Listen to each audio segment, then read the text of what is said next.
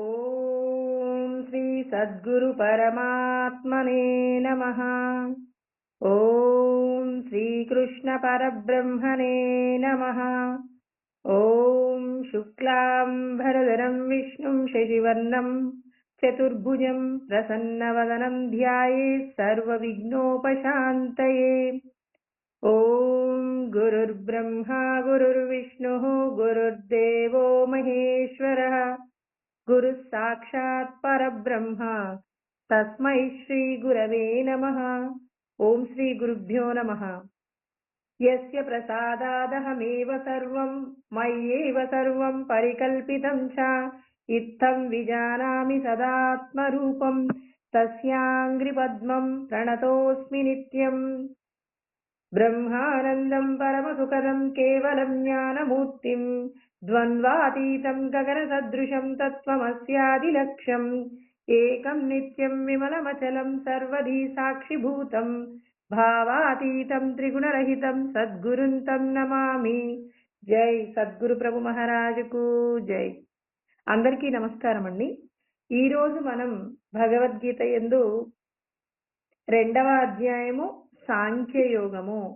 శ్రీకృష్ణ పరమాత్మ మీరందరూ ఎందుకు జన్మించారు, జన్మించడానికి మీరు ఎన్ని విధాలుగా పుణ్యకర్మలను చేశారు, ఆ పుణ్యకర్మల ఫలితంగా మీరు సాధించబోయేటటువంటి ఆ గొప్ప లక్ష్యం ఏంటి, వీటన్నింటి గురించి తెలుసుకోకుండానే మానవుడు పుడుతున్నాడు. పుట్టి దేహ సంబంధమైన విషయాలతోనే జీవిస్తూ దేహాన్ని విడిచిపెడుతూ ఉన్నాడు. అంటే చతుర్విధ పురుషార్థములలో ధర్మార్థ కామములను మాత్రమే అనుభవిస్తూ దేహాన్ని విడిచిపెడుతూ మళ్ళీ అనేక రకములైనటువంటి జన్మలను పొందేటటువంటి విధంగా ప్రయత్నం చేస్తున్నారు. కానీ మరి చతుర్విధ పురుషార్థములలో చిట్ట చివరిదైనటువంటి మోక్షమును తెలుసుకోవడానికి మాత్రం ప్రయత్నం చేయటం లేదు. మోక్షం గురించి తెలుసుకొని ఈ దేహాన్ని మనం ఎలా వినియోగించుకొని మనల్ని మనం తెలుసుకోవలసి ఉంటుంది అని చెప్పేసి మరి ఎవరైతే తెలుసుకునే ప్రయత్నం చేస్తారో ఆ ప్రయత్నం చేసిన వారు నన్ను పొందుతారు అంటున్నారు. అంటే ఎందుకు మనిషిగా పుట్టాం, ఇన్ని రకాల ఉపాధుల కంటే భగవంతుడు మనల్ని ఎందుకు ఇంత శ్రేష్టంగా పుట్టించాడు, ఈ మనిషికి ఉన్నటువంటి ప్రత్యేకత ఏమిటి, మనిషి ఉపాధిలో సాధించవలసినటువంటి లక్ష్యం ఏదైనా ఉందా, లేకపోతే మిగిలినటువంటి అన్ని రకాలైనటువంటి ప్రాణులలాగానే మనం కూడా పుట్టడం మరణించటంతోనే జీవించాల అంటే ఇక్కడ ప్రతి ఒక్కరూ కూడా విచారణ చెయ్యవలసి ఉంటుందని కృష్ణ పరమాత్మ చెప్తున్నారండి. ఎవరైతే దేహ సంబంధమైన విషయాలతోనే తాదాత్మ్యం పొందుతూ జీవిస్తున్నారో వాళ్ళందరికీ పరమాత్మ చెప్తున్నారు, ఒక పశువు కూడా ఇలాగే తాపత్రయపడుతుంది. తన పిల్లలని రక్షించుకునే ప్రయత్నం, తమ కుటుంబానికి రక్షణ చేయడానికి ప్రయత్నం చేస్తుంది. మీరు కూడా అలాగే చేస్తున్నారా? అంతకు మించి మీరు ఇంకేదైనా చెయ్యాలనేటటువంటి సంకల్పం మీ లోపట ఏదైనా ఉందా అనే విషయాన్ని ప్రతి ఒక్కరూ కూడా విచారణ చేసుకోవలసి ఉంటుంది. విచారణ లేనటువంటి కర్మ మిమ్మల్ని మరలా మరలా జన్మించడానికి, కర్మబంధంలోకి వెళ్ళిపోవడానికి కారణమవుతుంది. కాబట్టి కర్మబంధములో పడకుండా బంధము నుండి విడిపించగలిగినటువంటి స్థితి మనకి ఏదైనా ఉందా? ఈ జన్మలో మనకి అనుభవించడానికి కావలసినటువంటి అనేక రకములైనటువంటి సౌఖ్యాలు ఉండవచ్చు, గొప్ప కులము ఉండవచ్చు, సంపదలు ఉండవచ్చు, సమాజంలో కీర్తి ప్రతిష్టలు ఉండవచ్చు. కానీ ఇవన్నీ ఎప్పటి వరకు ఉంటాయి నీకు? ఈ దేహంతో ఉన్నంత వరకు మాత్రమే నీతో ఉంటాయి.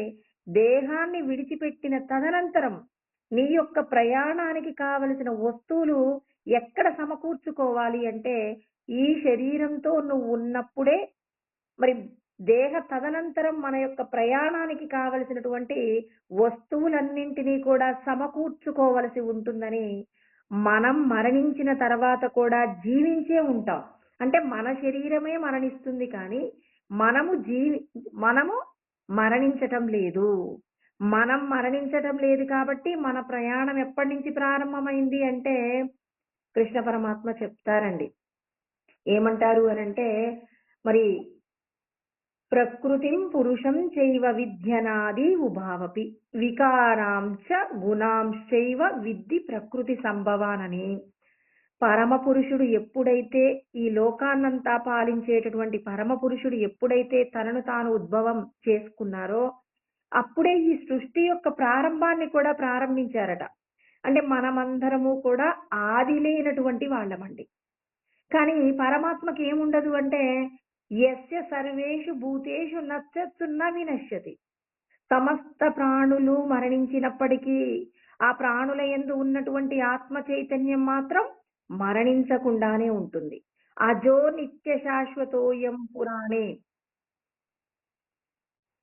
అజో అనగా పుట్టుక లేనది. నిత్యము అంటే ఎల్లప్పుడూ ఉంటుందండి. త్రికాలాలలో కూడా ఉండేటటువంటిది ఆత్మ. పురాణో అంటే పురాతనమైనది. శాశ్వతంగా ఉంటుందండి. అంటే ఈ లోకాలలో మనం చూస్తూ ఉన్నాం. మొదట సత్యయుగం అని, తర్వాత త్రేతాయుగం అని, ద్వాపర యుగం అని, కలియుగం అని. అంటే ఈ యుగాలన్నీ మారిపోతున్నాయి కానీ ఈ యుగాల అన్నింటి యందు సత్యయుగాన్ని చూసామండి మనం. అయ్యో సత్యయుగంలో ఇలా ఉంటుందట, ధర్మం 4 పాదాలలో ఉంటుందట. త్రేతాయుగంలో ధర్మం 3 పాదాలతో ఉండేదట.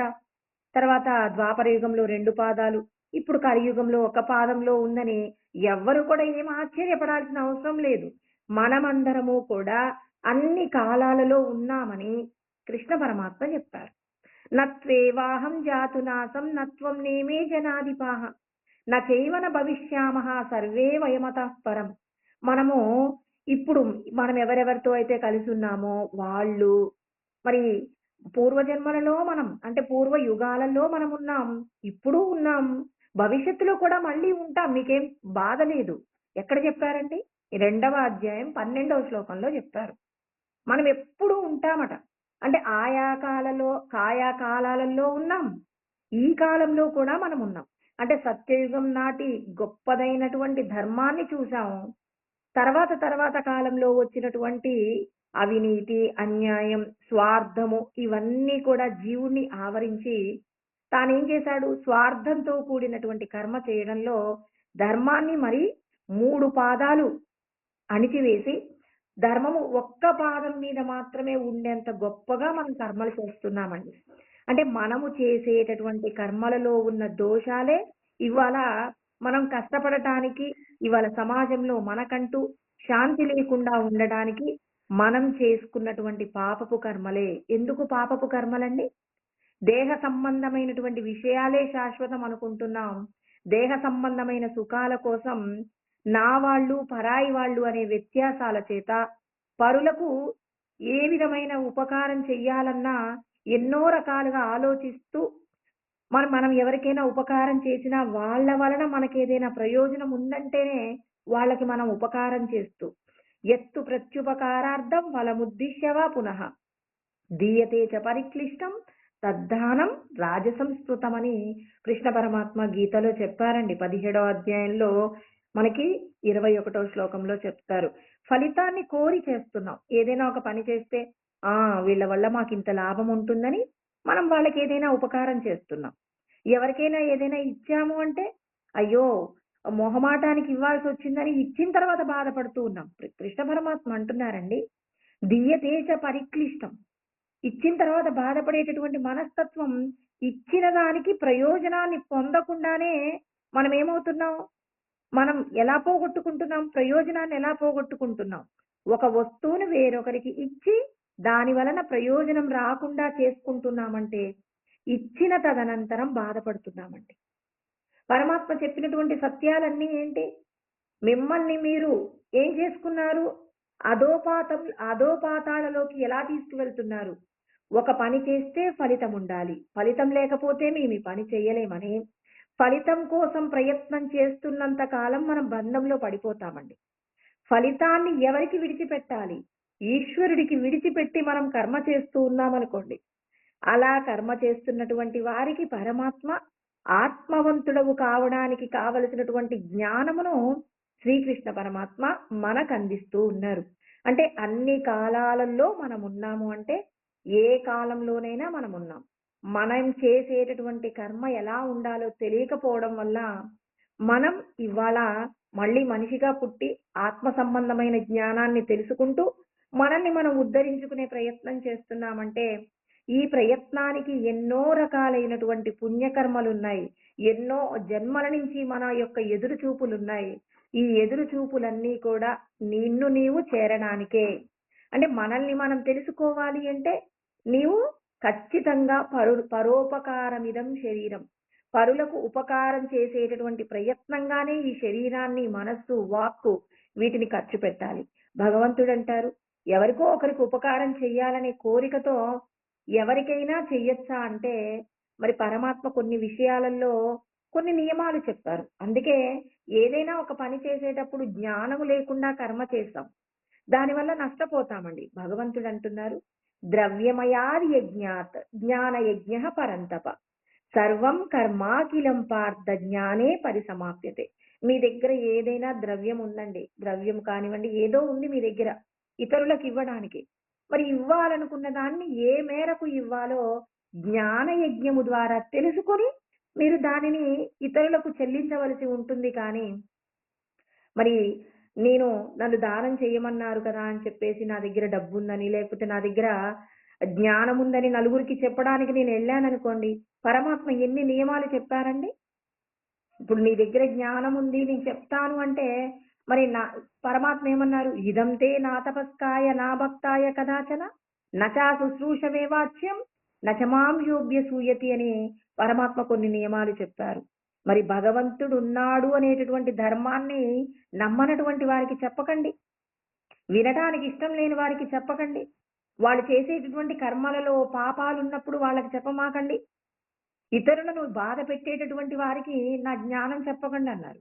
నేను జ్ఞానం బోధిస్తాను కదా అని చెప్పేసి అందరికీ బోధించటం కోసం వెళ్ళవచ్చా? వెళ్ళకూడదా? వెళ్ళకూడదనే పరమాత్మ చెప్పారు. ఇంకా నీ దగ్గరున్న సంపదను అంటే జ్ఞానాన్నే వినటానికి ఇష్టం లేని వారికి చెప్పొద్దంటున్నారే, ఇక మీ సంపదను అర్హత లేని వారికి ఇవ్వమని అంటాడా పరమాత్మ? మనం ఏం చేస్తాం? బంధుమిత్రుల మీద ఉన్న వ్యామోహం చేత చెడ్డ వాళ్ళకైనా సంపదలు ఇచ్చేస్తామంటాం. అర్జునుడు కూడా అలాగే ఉన్నారు కదండి. అర్జునుడు ఏమన్నాడు? మేము అరణ్యంలో ఉండటం మాకు సంతోషమేనండి. మా కుటుంబమే కదా! మా పెదనాన్నగారి యొక్క సంతానం అంటే మా వాళ్ళే కదా! మా వాళ్ళకు మా రాజ్యం ఇచ్చేస్తాము. మేము హాయిగా సంతోషంగా అరణ్యవాసం బ్రతికినంత కాలం అరణ్యంలో ఉండి మా శేష జీవితాన్ని పూర్తి చేస్తాం. మాకే సంపదలు వద్దు. మా కుటుంబాలు బావుంటే చాలు అంటున్నాం. మరి కృష్ణ పరమాత్మ ఏమంటున్నారు? అధర్మపరులైనటువంటి వారికి మీరు ఒకవేళ బంధుమిత్రుల మీద ఉన్న వ్యామోహం చేత, వాత్సల్యం చేత మీరు వారికి సంపదలిస్తానన్నా, వాళ్ళకి ఆ అర్హత లేనప్పుడు వాళ్ళు అనుభవించటానికి నేను అంగీకరించను. అంటే పాపపు కర్మ చేసిన వారికి ధర్మపరులైనటువంటి సంపదను అనుభవించే హక్కు లేకపోగా, ఖచ్చితంగా పాపము చేసినటువంటి వాడు శిక్షను కూడా అనుభవించవలసి వస్తుంది. ఆ భారాన్ని ఎవరి మీద పెట్టాడు? ధర్మంతో కూడి జీవించే వాళ్ళ మీద పెట్టాడండి. పరమాత్మ అయ్యో! పర్వాలేదండి సరే నా సంపద నేను అనుభవిస్తాను. దుర్మార్గుల గురించి నాకు సంబంధం లేదంటే అలా కూడా కుదరదు. నీవు నేను చెప్పిన ధర్మాలను పాటిస్తున్నావంటే అధర్మ పరులను ఎదిరించవలసి ఉంటుంది. అధర్మపరులను చూసి నువ్వు భయపడాల్సిన అవసరం లేదు. పరమాత్మ చెప్పారండి. దృత్యుత్సాహ సమన్వితః అంటాడు. ధృతి ధైర్యం ఉండాలి. నన్ను ఈశ్వరుడు రక్షిస్తాడు. నేను తప్పు చేసిన వాడిని ఎదిరించాలి అనేటటువంటి ఆ ఆలోచన ఎవరికైతే ఉంటుందో వాళ్ళ పక్కన నేనుంటాను. నేను రక్షిస్తాను. నేనుండి రక్షిస్తాననేటటువంటి ధైర్యం మీకుండి అధర్మపరులను ఎదిరిస్తే వాళ్ళను నేనేం చేస్తాను? కాపాడతాను అంటున్నాడండి. అంటే పరమాత్మ మనందరికీ కూడా జ్ఞానం బోధిస్తూ ఉన్నారు. ఖచ్చితంగా నేను మీ వెంట ఉండి మిమ్మల్ని రక్షిస్తాను. కానీ మీరు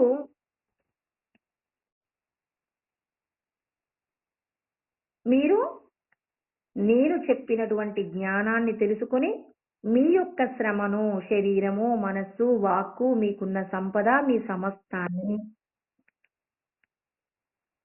అర్హత కలిగిన వారికి మాత్రమే పంచిపెట్టండని కృష్ణ పరమాత్మ చెప్తున్నారు. అర్హత లేని వారికి మీరు ఏది కూడా ఇవ్వవలసిన అవసరం లేదని కూడా చెప్తున్నారు. అందుకే 4వ అధ్యాయంలో 33వ శ్లోకం అద్భుతమండి. శ్రేయాన్ ద్రవ్యమయాద్ యజ్ఞాత్ అంటే ద్రవ్యముతో కూడిన యజ్ఞం చేయడానికి దేని చేత ముడివేశారు? జ్ఞాన యజ్ఞము చేత ముడివేశారండి. మీ దగ్గర భగవంతుడి యొక్క జ్ఞానం అంటే శాస్త్రమునందు చెప్పబడినటువంటి జ్ఞానము గనక మీ దగ్గర ఉంటే ఆ జ్ఞానంతో మీకున్నది ఏదైతే ఉందో మీ దగ్గర సంపదలు ఉండవచ్చు, లేకపోతే ఆ ఏదైనా ఇతరులకు ఉపకారం చేసే మంచి మనసు ఉండొచ్చు, మంచి మాటల ద్వారా ఆ అవతల వారి యొక్క మనసును స్వాంతనపరచగలిగినటువంటి గొప్ప వాక్చాతుర్యం ఉండవచ్చు. మీ దగ్గర ఏదైతే ఉందో, నేనేదైతే మీకు ఇచ్చానో, ఇచ్చినటువంటి దానిని మీరు ఎవరికి ఎలా వినియోగించాలో నేను శాస్త్రమునందు చెప్పబడిన విషయాలన్నింటినీ తెలుసుకోండి. శాస్త్రముల యందు చెప్పబడినటువంటి విషయాలను మీరు తెలుసుకొని దాని ప్రకారంగా మీరు కర్మను చేయవలసి ఉంటుంది. అలా శాస్త్రం యొక్క ఏమంటారు, శాస్త్రం యొక్క జ్ఞానము లేకుండా అంటే శాస్త్ర జ్ఞానము లేకుండా మీరు చేసిన కర్మ ఒక్కొక్కసారి పుణ్యాన్ని ఇవ్వచ్చు, ఒక్కొక్కసారి పాపాన్ని ఇవ్వచ్చు. పాపము పుణ్యము మీకు లేకుండా మరి మీరు నన్ను చేరుకోవాలి అనంటే మీరేం చేయాలి? నిష్కామ కర్మ ఫలితాన్ని ఈశ్వరుడికి సమర్పణ చేయడానికి కావలసినటువంటి గొప్పదైన స్థితి నేను ఈ శరీరము కాదు ఆత్మను అనేటటువంటి జ్ఞానాన్ని తెలుసుకొని ఉండండి. ఆత్మను అనేటటువంటి ఒక్క జ్ఞానము తప్ప మిగిలిన లోకంలో ఉన్న ఏ జ్ఞానాలైనా మిమ్మల్ని బంధంలో పడవేస్తాయి. ఆత్మ జ్ఞానం ఉన్నప్పుడు ఎవరికైనా మనం ఏదైనా ఉపకారం చేస్తే మనం ఏం చేస్తాం? అబ్బా వీళ్ళకి నేను చేసిన ఉపకారం తెలియాలి అని చెప్పేసి 1కి 4 సార్లు ప్రయత్నం చేస్తాం. కానీ ఆత్మజ్ఞానం ఉన్నప్పుడు మాత్రం ఎవరికైనా మనం ఉపకారం చేశామనుకోండి, వాళ్లకు తెలియాల్సిన అవసరం లేదని చక్కగా మన వంతుగా మనం ఏ ధర్మం చేయగలమో ఆ ధర్మాన్ని చేసి మన పని మనం చూసుకుంటాం. అంటే ఫలితాన్ని కోరట్లేదంటే నేను ఒక మంచి మాట చెప్పాను, లేకపోతే వాళ్ళకు ఒక 100 రూపాయలు ఇచ్చాను, వాళ్ళు వెంటనే నన్ను చూసి నమస్కారం పెట్టాలని నాకు లేకపోతే ఇంకేదో అనాలని చెప్పేసి మనకి కోరిక ఉండదండి. కోరిక లేకుండా చెయ్యగలిగినటువంటి ఒకే ఒక్క జ్ఞానం నీవు ఆత్మవే, లోకమంతా ఆత్మ చైతన్యమే ఉంది అన్నప్పుడు నీ ధర్మం ఏంటి? నీ దగ్గర ఉన్నది పరులకు పంచటమే. ఒక చెట్టు నీడనిస్తుందండి. ఆ చెట్టు అనుకుంటుందా అబ్బా నా కిందకు మరి వీళ్ళు డబ్బున్న వాళ్ళు రావాలి, లేకపోతే ఇంకెవరో సమాజంలో గొప్పవాళ్ళు రావాలి, నా చెట్టు కింద నా చెట్టు కింద నీడలో అంటే నా కింద వీళ్ళందరూ విశ్రాంతి తీసుకోవాలని చెట్టు అనుకుంటుందా? చెట్టు ఏం చేస్తుంది? నీడని ఇవ్వడం మాత్రమే చేస్తుంది. ఆ నీడలో ఎవరున్నా తనకేం సంబంధం లేదు. అలా మనం కూడా ఏం చేయాలి? ఇతరులకు ఉపకారం చేయమన్నారు, అర్హత ఉంది అని నిర్ణయించుకున్నామనుకోండి, వారికి ఉపకారం చేయడం, మనం అక్కడి నుంచి వెళ్ళిపోవడమే తప్ప నేనే ఈ పని చేశానని మనకి శాలువాలు కప్పించుకోవాలని, లేకపోతే ఇంకెవరితోనో పొగిడించుకోవాలని, ఎవరో నన్ను గౌరవించాలని మీరు కర్మ చేస్తున్నంత కాలం బంధంలో పడిపోతారు. బంధంలో పడకుండా మిమ్మల్ని మీ ఏమంటారు, బంధములో పడిపోకుండా మిమ్మల్ని రక్షించగలిగే కర్మ నిష్కామ కర్మ. అదే కృష్ణ పరమాత్మ చెప్తున్నారనమాట ఇప్పుడు మనకి. నిన్నేమన్నారు? బ్రహ్మనిష్ఠుడుగా ఉండండి. మొట్టమొదట ఏమన్నారు? ఆత్మవంతులు కాండి. మీకందరికీ కూడా అర్హతలు ఉన్నాయి. అర్హత లేకపోతే మీరు ఇక్కడి వరకు రాలేరు. అంటే నేను చెప్పిన జ్ఞానాన్ని మీరు వింటున్నారు, ఆచరిస్తున్నారు అంటే మీరందరూ కూడా దేనికోసం ప్రయత్నం చేస్తున్నారు? ఆత్మస్థితిలో ఉండడం కోసం ప్రయత్నం చేస్తున్నారు. ఆత్మస్థితిలో ఉండటానికి ప్రయత్నం చేసేటటువంటి వాళ్ళు మాత్రమే ఏమవుతున్నారు అంటే ఫలితాన్ని కోరకుండా పరులకు ఉపకారం చేస్తారు. కృష్ణ పరమాత్మ అనేక శ్లోకాలలో చెప్తారండి ఇది. సక్తాహ కర్మణ్య విద్వాంసో యథా కుర్వంతి భారత కుర్యాద్ విద్వాంస్ తదా సక్తః చికీర్షు లోక సంగ్రహం. భార్య బిడ్డల మీద మమకారం ఉన్న వ్యక్తి ఒక కర్మను చేసేటప్పుడు అంటే తనకు లాభం వస్తుంది అన్నప్పుడు ఎంత ఉత్సాహంగా చేస్తారు. నేను ఆత్మనే ఆత్మానుభూతి పొందాలి, నేను ఆత్మస్థితిలోనే నిలబడాలనుకునేటటువంటి ఆత్మజ్ఞానులు కూడా ఎలా కర్మ చేస్తారంటే, కుర్యాద్ విద్వాంస్ తదాసక్తః, ఆసక్తి లేకుండా ధర్మంతో కూడిన కర్మ, పరులకు ఉపకారం చేయగలిగిన కర్మను చేస్తారండి. చికీర్షు లోక సంగ్రహం, లోకానికి ఉపకారం కలిగించడం కోసం నిరంతరం ప్రయత్నం చేస్తారు. భార్యా బిడ్డల మీద మమకారం ఉన్న వ్యక్తి ఎంత కష్టాన్నైనా అనుభవించడానికి ఎంత ప్రయత్నం చేస్తారో, లోకక్షేమాన్ని కోరుకుంటున్నాడు, లోకక్షేమాన్ని కోరుకునే వ్యక్తి ఆత్మవంతుడిగా నిలబడే ప్రయత్నం చేస్తున్నాడనమాట. ఆత్మజ్ఞాని మాత్రమే పరులకు ఉపకారం చేసేటప్పుడు ఫలితాన్ని కోరుకోకుండా ఉంటాడు. పరులకు ఎవరైనా మంచి పని చేస్తూ ఉన్నారనుకోండి, ఆ మంచి పనిలో నుంచి ఫలితాన్ని కోరుకోవట్లేదు. అంటే తాను ఏం కోరుకుంటున్నాడు? భగవంతుడు చెప్పిన ధర్మాన్ని పాటించాలనుకుంటున్నాడు. ఎందుకు? తనను తాను తెలుసుకోవాలనుకుంటున్నాడు. తన సస్వరూపాన్ని మరి అనుభూతిగా పొందాలనుకుంటున్నాడు. అలా ఉన్నవారు మాత్రమే పరులకు ఉపకారం చేసే ప్రయత్నంలో ఎంత కష్టమైనా అనుభవిస్తారు. అంటే మన కుటుంబం కోసం మనం కష్టం అనుభవించడం భగవంతుడు అంటారు ఇది ప్రేయస్సు. మీ భార్య బిడ్డల కోసం మీరు కష్టపడాలి, తప్పదు. ఇది మిమ్మల్ని మరుజన్మకు మిమ్మల్ని ఏమి ఇది రక్షించదు. ఇది మిమ్మల్ని ఏం చేస్తుంది అంటే బంధంలోనే పడవేస్తుంది. కానీ విడిచిపెట్టని కర్మ. అంతే కదండి. ఇప్పుడు భార్యా బిడ్డలు అనేది భార్యా బిడ్డల బంధము కోట అంటారు. అంటే భార్యా బిడ్డలు అనేటటువంటి వాళ్ళు ఏంటి? బంధం అండి, గట్టిగా కట్టివేయబడేటటువంటి ఒక కోట. మరి ఈ బంధాలను విడిపించుకున్నామా అంటే విడిపించుకోవడానికి వీల్లేదు. ఇవి నువ్వు తప్పక చెయ్యవలసినటువంటి బాధ్యతలు. ఈ బాధ్యతలు నిర్వర్తించేటప్పుడు నీకు కష్టం ఉంటుంది, సుఖం ఉంటుంది. మరి ఎన్ని కష్టాలున్నా ఎన్ని సుఖాలున్నా నువ్వు అందులో నువ్వు చెయ్యవలసిన కర్తవ్యం నువ్వు చెయ్యాలి. ఇది నీ యొక్క ప్రేయస్సు. అంటే లోపట ఉన్న జీవుడిని ఉద్ధరించడానికి అది ఉపయోగపడుతుందా అంటే కేవలం భార్యా బిడ్డల యొక్క రక్షణ.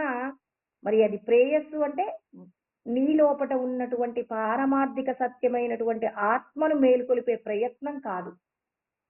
ఆత్మ యొక్క స్థితిని నువ్వు పొందాలి అంటే భార్యా బిడ్డల యొక్క రక్షణ చూసుకుంటూనే నువ్వు పరులకు చేసేటటువంటి ఉపకారం ఏదైతే ఉందో ఆ ఉపకారము మాత్రమే నిన్నేం చేస్తుంది? నీ యొక్క శ్రేయస్సు వైపు తీసుకువెళ్తుంది. మనందరి యొక్క శ్రేయస్సు ఏంటంటే నీ లోపట ఉన్న స్వస్వరూపమైన ఆత్మను తెలుసుకోవడానికి నువ్వు పరులకు చేసేటటువంటి ఉపకారం, ఆ ఉపకారం నందు ఏ విధమైనటువంటి ఫలాపేక్ష లేకుండా, ఆసక్తి లేకుండా, ఎంత కష్టాన్నైనా ఓర్చుకోవడానికి సిద్ధపడి మనం పరులకు ఉపకారం చేసే కర్మ చేస్తే ఆ కర్మ మాత్రమే మనల్ని రక్షిస్తుందండి. మిగిలిన ఏ కర్మ కూడా మనల్ని రక్షించదు. అందుకే మనం ఏం చేయాలి? నువ్వు ఆత్మవంతుడవు అని పరమాత్మ చెప్పారు. అంటే నీ దగ్గర మంచి మంచి గుణాలు ఉన్నాయని కూడా పరమాత్మ మనకు ప్రోత్సాహకాలు ఇచ్చారండి. మీరందరూ గొప్పవాళ్ళు, త్రిగుణాల మాయ దాటిన వాళ్ళు. మీకేదైనా ఒక వస్తువుని పొందాలనేటటువంటి కోరిక కలిగినప్పటికీ ఆ కోరిక గనక మీరు తీర్చుకోలేకపోతే బాధపడగలిగినటువంటి లక్షణం మీకు తక్కువగా ఉంటుంది. బాధపడతారు అందరిలాగే. కానీ జ్ఞానము చేత మీరేం చేసుకుంటారు? ఆ కోరిక తీరనందుకు ఆ క్షణంలో బాధపడతారు. కానీ తర్వాత ఏమాత్రం గుర్తుండదండి. మీరు తొందరగా మరచిపోయే గుణం. పిల్లలలో మనం ఎవరిని ఇష్టపడతాం? ఏదైనా వద్దు అంటే ఆ పిల్లలు మన మాట విన్నారనుకోండి, అలాంటి పిల్లలంటే ఇష్టం. కృష్ణ పరమాత్మకు కూడా ఎవరంటే ఇష్టం అంటే ఏదైనా వాళ్ళు అనుకున్నటువంటి కోరికను తీర్చుకోలేకపోయినప్పుడు దాని వలన ఎవరైతే ఎక్కువగా వ్యధ చెందరో, ఎవరైతే బాధపడరో వాళ్ళంటే పరమాత్మకి ఇష్టం. ఇంకా ఎవరంటే ఇష్టం? ఏ వస్తువు తన దగ్గర ఉన్నా ఇదే గొప్పది, నాకు భగవంతుడి తప్ప ఈ లోకంలో నాకేది కూడా గొప్పది కాదు అని తన దగ్గర ఎన్ని వస్తువులున్నా, ఈ రాజ్యానికి నువ్వు అధిపతివే అయినా ఆ రాజ్యం మీద మమకారం లేకుండా మరి ఎప్పుడు భగవంతుడి మీద మనస్సును పెట్టి భగవంతుడి కోసం అని చెప్పేసి మరి వాళ్ళు చేసేటటువంటి కర్మలు గనక పరులకు ఉపకారం కలిగేలాగా చేస్తున్నారనుకోండి, వాళ్ళంటే నాకు ఇష్టం. అందుకే జనకుడి గురించి మాట్లాడతారండి. సీతమ్మ తల్లి తండ్రి గారు ఎవరు? జనక మహారాజు.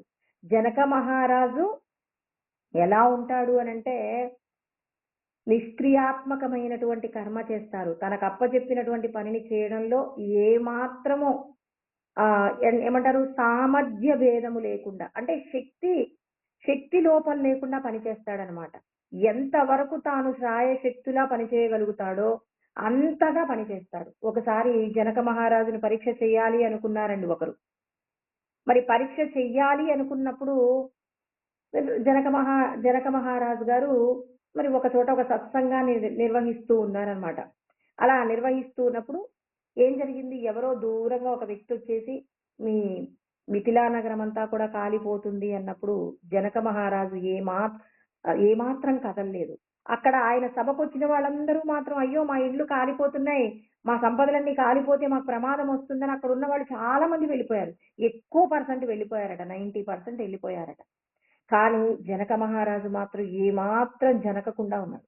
ఇప్పుడు రాజ్యం పోయిందంటే రాజుకి ఎక్కువ బాధనా, మనకేదో కొన్ని వస్తువులు ఉన్నాయండి, ఓ 10 లక్షల రూపాయల వస్తువులు మన ఇంట్లో ఉన్నాయి.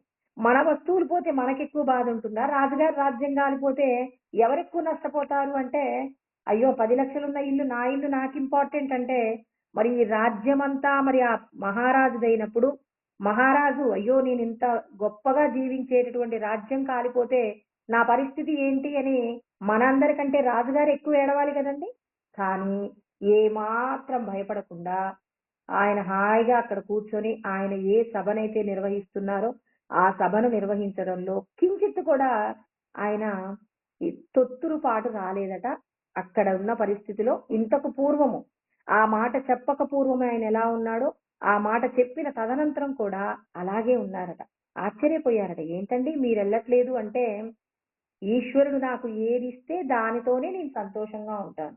నా ఇప్పుడు నేను ఆ మిథిలా నగరం కాలిపోతే నేనేం చేయగలను వెళ్ళి? నేనేమైనా చేయగలిగింది ఏమైనా ఉందా? నేను చేయగలిగింది ఏదైనా ఉంటే ఖచ్చితంగా చేస్తాను. అంతేకాని అక్కడ జరుగుతున్నటువంటి దానిని నేను ఆపలేనప్పుడు ఇక్కడ నేను చేసేటటువంటి కార్యాన్ని నేను ఎందుకు ఆపాలి?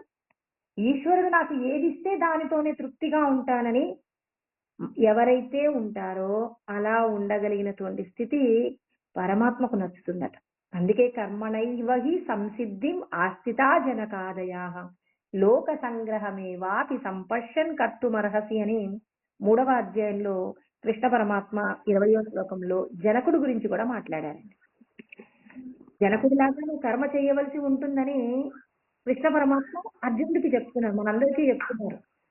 లోకానికి ఉపకారం జరిగేటటువంటి నిమిత్తంగానే లోకానికి ఉపకారం జరిగేటటువంటి నిమిత్తంగానే నువ్వు కర్మ చేయవలసి ఉంటుంది. కానీ స్వలాభాపేక్ష కోసం ఎవరు కూడా కర్మ చేయకూడదని కృష్ణ పరమాత్మ మనందరికీ చెప్తున్నారు. అర్జునుడికి చెప్పారంటే మనకి కూడా చెప్పారు కదా. అంటే ఏ వస్తువు మీదైనా అతిగా వ్యామోహం కానీ అతిగా దుఃఖము కానీ ఎవరికైతే లేకుండా ఉంటుందో వాళ్ళకే నేను ఆత్మస్థితిలో ఉండటానికి కావలసిన యోగ్యతను ప్రసాదిస్తానని పరమాత్మ మన అందరికీ చెప్తున్నారు.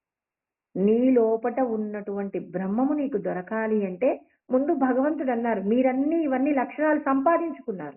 ఒక వ్యక్తికి నేను ఏదైనా ఇచ్చాను అంటే అతనికి కావలసిన అర్హతలు ఉన్నాయి. ఒక వ్యక్తికి కష్టం ఉందండి, కష్టం ఎందుకు వచ్చింది? పూర్వజన్మల్లో చేసిన పాపము ఈ జన్మ ప్రయత్నం చేత పోగొట్టుకోవడంలో అతను వెనకబడి ఉన్నాడు. అలా వెనకబడి ఉన్నాడు కాబట్టి భగవంతుడు అతని కష్టాన్ని తప్పించే పరిస్థితి భగవంతుడికి ఇవ్వలేదనమాట. అంటే మనమే ఇవ్వాలి. మనం పూర్వజన్మల్లో పాపం చేశామనుకోండి, ఈ జన్మ ప్రయత్నం చేత పుణ్యకర్మలు చేస్తుంటే భగవంతుడు మనం అతిగా కష్టపడే యోగ్యత నుండి మనం ఏం చేస్తాడు? కాపాడతాడు. యోగ్యత అని ఎందుకన్నానంటే మరి ఆయా అర్హతలు సంపాదించుకుంది మనమే కదండి. మనం ఇప్పుడు ఏం చేయాలి? ఈ జన్మ ప్రయత్నం చేత మనం పాపపు కర్మను తప్పించుకునే ప్రయత్నము చేయవచ్చు. భవిష్యత్తు తరాలలో మన ప్రయాణం సుఖంగా ఉండడానికి కావలసినటువంటి ప్రయత్నం కూడా మనం చెయ్యాలి. కృష్ణ పరమాత్మ అందరికీ చెప్తున్నారు. ఏమని చెప్తున్నారు? మీకు నేను అప్పచెప్పినటువంటి కర్మను చేయడంలో పరులకు ఉపకారం జరిగే నిమిత్తంగానే కర్మ చేయాలి. అందుకే వశిష్ఠుడండి, మనకి వైరాగ్యం తొందరగా రావాలి అంటే మరి వశిష్ఠుడు చెప్పినటువంటి వశిష్ఠ గీత యోగ వాసిష్టాన్ని ఖచ్చితంగా అధ్యయనం చేయాలండి. యోగ వాసిష్టమును గనక అధ్యయనం చేస్తే వైరాగ్యం తొందరగా వస్తుంది. మరి వైరాగ్యం ఎందుకు రావాలి అంటే ఇక్కడ చెప్తున్నారు, ప్రతి ఒక్కరు చెప్తారు. పెద్దలందరికీ తెలిసిన మాటొకటి. కోటి విద్యలు కూటి కొరకే. ఎన్ని రకాల విద్యలున్నప్పటికీ కూడా ఇవన్నీ ఎవరి కోసము అంటే ఆహారం కోసమే కదండీ! ఆహారం తినడం కోసమే. ధనవంతుడు, బీదవాడు ప్రతి ఒక్కరూ కష్టపడుతూ ఉంటారు. సృష్టిలో ఉన్న ప్రతి ప్రాణి ఆహారం కోసమే ప్రయత్నం చేస్తుంది. మనిషిగా పుట్టినటువంటి వాడు ఒక పశువు తనకు మంచి గడ్డి దొరకాలని చెప్పేసి ప్రయత్నం చెయ్యవచ్చేమో కానీ, మరి మనిషి మాత్రం ఎందుకు డబ్బు సంపాదించాలో, ఎందుకు ఏదైనా కర్మ చెయ్యాలో, మరి వాటన్నింటి గురించినటువంటి ఒకే ఒక్క మాట చెప్పారు. నువ్వు ఎన్ని చేసినా మరి నువ్వు కడుపు నిండా భోజనం చేయడం కోసమే కదా నువ్వు ఇన్ని కష్టాలు పడుతున్నావు. అందుకే ఏం చేయాలి? నువ్వు మనిషిగా పుట్టావంటే నీ యొక్క కర్తవ్యాన్ని నేను చెప్తానని వశిష్ఠుడు చెప్పాడు. అత్ర ఆహారార్థం కర్మ కుర్యాద్ అనింద్యం. భగవంతుడు చెప్పిన మాటలు విన్నప్పుడు మనం ఏమనుకుంటాం? అబ్బో! ఈ శాస్త్రాలలో చెప్పబడిన విషయాలన్నీ వింటే ఇంక మనం బ్రతికినట్టే అంటాం. మరి భగవంతుడు శాస్త్రం నందు చెప్పిన మాటను కాకుండా నీకు నచ్చినట్టుగా జీవించినంత కాలం అనేక శరీరాలను నువ్వు పొందాలి. నువ్వు అనేక శరీరాలను నువ్వెందుకు పొందాలి? ఎందుకు పొందాలి అంటే, భగవంతుడు శాస్త్రం నందు చెప్పబడిన విషయం నీ తలకెక్కేంత వరకు నువ్వు పుడుతూనే ఉంటావు, చనిపోతూనే ఉంటావు. భగవంతుడు శాస్త్రం నుండి చెప్పిన మాట ఖచ్చితంగా విని తీరాల్సిందే. మేనేజర్ గారు చెప్పిన మాట ఉద్యోగస్తుడు విననన్నాడనుకోండి, ప్రమాదం ఎవరికండి? మేనేజర్ గారికా? లేకపోతే ఉద్యోగస్తుడికా? మేనేజర్ గారు చెప్పిన మాట వినకపోతే ఉద్యోగంలోంచి తీసేస్తాడు. మళ్ళీ కొత్త ఉద్యోగాన్ని సంపాదించుకోవాలి. ఇప్పుడు నాకెందుకండి? ఇప్పుడు శాస్త్రం నందు భగవంతుడు ఈ మాట చెప్పారని చెప్పేసి నేనెక్కడ పాటిస్తాను అంటే, నువ్వు పాటించేంత వరకు మళ్ళీ మళ్ళీ జన్మలెత్తుతూనే రావలసి ఉంటుంది. నేను చెప్పిన మాట విని, నేను చెప్పిన విధంగా కర్మ చేస్తేనే నన్ను పొందుతారని పరమాత్మ శాసనం చేశారు. అందుకే మనం డబ్బు సంపాదించుకోవడం అంటే ఆహారం సంపాదించుకోవడమే కదా! ఆహారాన్ని ఎలా సంపాదించుకోవాలట? కర్మ కుర్యాద్ అనింద్యం. నింద్యము కాని కర్మ చెయ్యాలి. అంటే ఇతరులకు అపకారము చేయనటువంటి విధంగా నువ్వు ఆ డబ్బును సంపాదించుకునేటటువంటి కర్మను నువ్వు చెయ్యవలసి ఉంటుంది అని మరి వశిష్ఠుడు మనకు చెప్తున్నారు. ఇంకా కుర్యాదాహారం ప్రాణ సంధారణార్థం అన్నారు. అంటే మనం ఆహారం ఎందుకు సంపాదించుకోవాలట? సంపాదించుకోవడానికి కారణం మనమేమంటాం? ఆహారం ఒక్కటే ఉంటే సరిపోతుందా అండి? పెద్ద ఇల్లు ఉండాలండి, ఇంట్లో రకరకాల వస్తువులు ఉండాలండి, ఎవరైనా వస్తే మా ఇంటిని గొప్పగా పొగడాలండి, మమ్మల్ని 10 మందిలో గొప్పవారుగా చూడాలండి అని చెప్పేసి అనుకుంటాం. మరి భగవంతుడు అంటున్నారండి, ఇవన్నీ మీకు కొద్ది రోజులు ఉంటే సరిపోతుందా? శాశ్వతంగా ఉండాలా? అని పరమాత్మ మనల్ని అడుగుతున్నారు. మీకివి కొద్ది రోజులే. ఈ శరీరం ఉన్నన్ని రోజులు ఉంటే సరిపోతుందా? ఈ శరీరం పడిపోయిన తర్వాత మీకు ఏ కష్టం వచ్చినా పర్వాలేదా? అక్కడ కష్టం అనుభవించేది కూడా మీరే గదా! ఒక పశువుని చూడండి. మరి ఒక ఏమంటారు? ఒక డీసీఎంలో ఆవుల్ని, గొర్రెల్ని, కోళ్ళని ఎక్కించుకొని తీసుకెళ్తారండి. కుప్పలు కుప్పలుగా వేస్తారు. ఆ కుప్పలు కుప్పలుగా వేసేసి వాటిని తీసుకెళ్తూ ఉంటారు. ఒక చోట నుంచి ఇంకొక చోటికి రవాణా చేస్తూ ఉంటారు. అలా ఒక బండిలో కనీసం 10 గొర్రె పిల్లలు పట్టాయనుకోండి ఉదాహరణకి. అందులో ఒక 40 గొర్రె పిల్లల్ని ఎక్కించారనుకోండి. అవి ఊపిరి పీల్చుకోవడంలో ఎంత కష్టపడతాయండి. ఒక్కసారి మనమే అక్కడ ఉండవలసి వస్తే అంటే మేమెందుకుంటాం గొర్రె పిల్లలలో అంత కఠినమైన పరిస్థితుల్లో అంటే ఈ శరీరం పోయిన తర్వాత నీకు గొర్రె పిల్లగా పుట్టే అవకాశం లేదంటారా మీరు? పరమాత్మ ముందే శాసనం చేసి చెప్తున్నారు.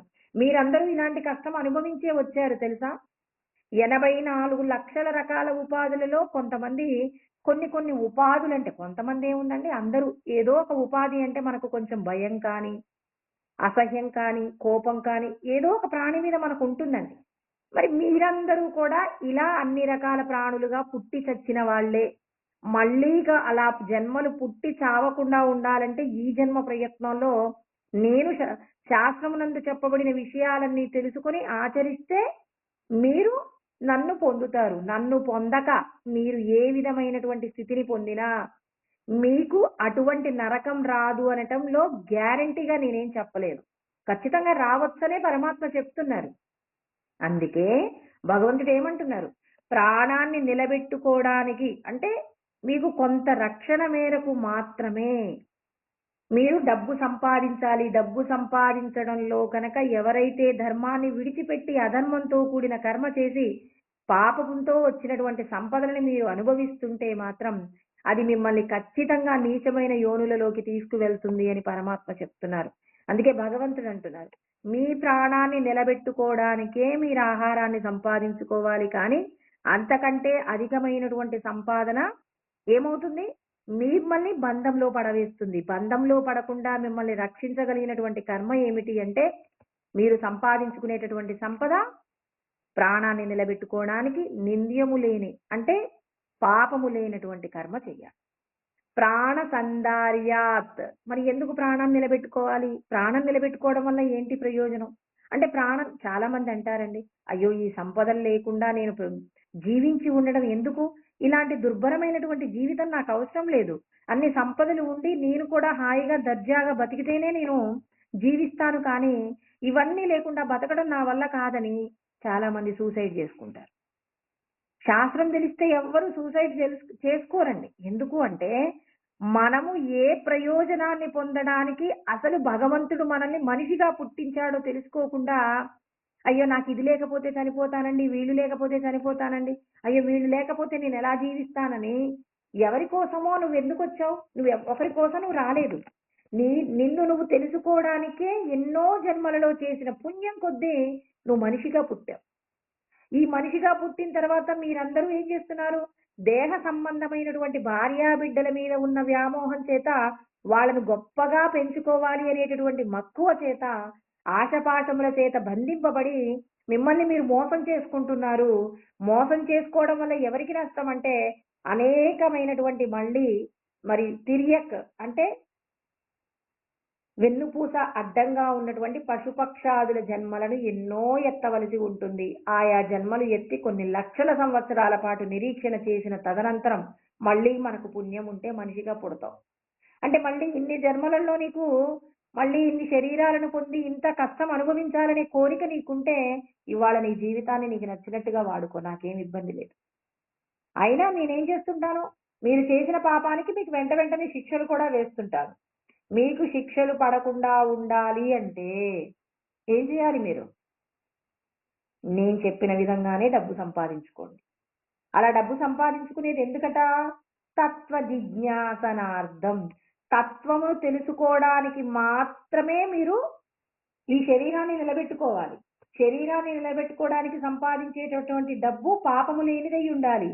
పాపము లేనటువంటి డబ్బు ఎందుకు? మీరు ఆహారం సంపాదించుకోవడానికి మీరు చేసే పని.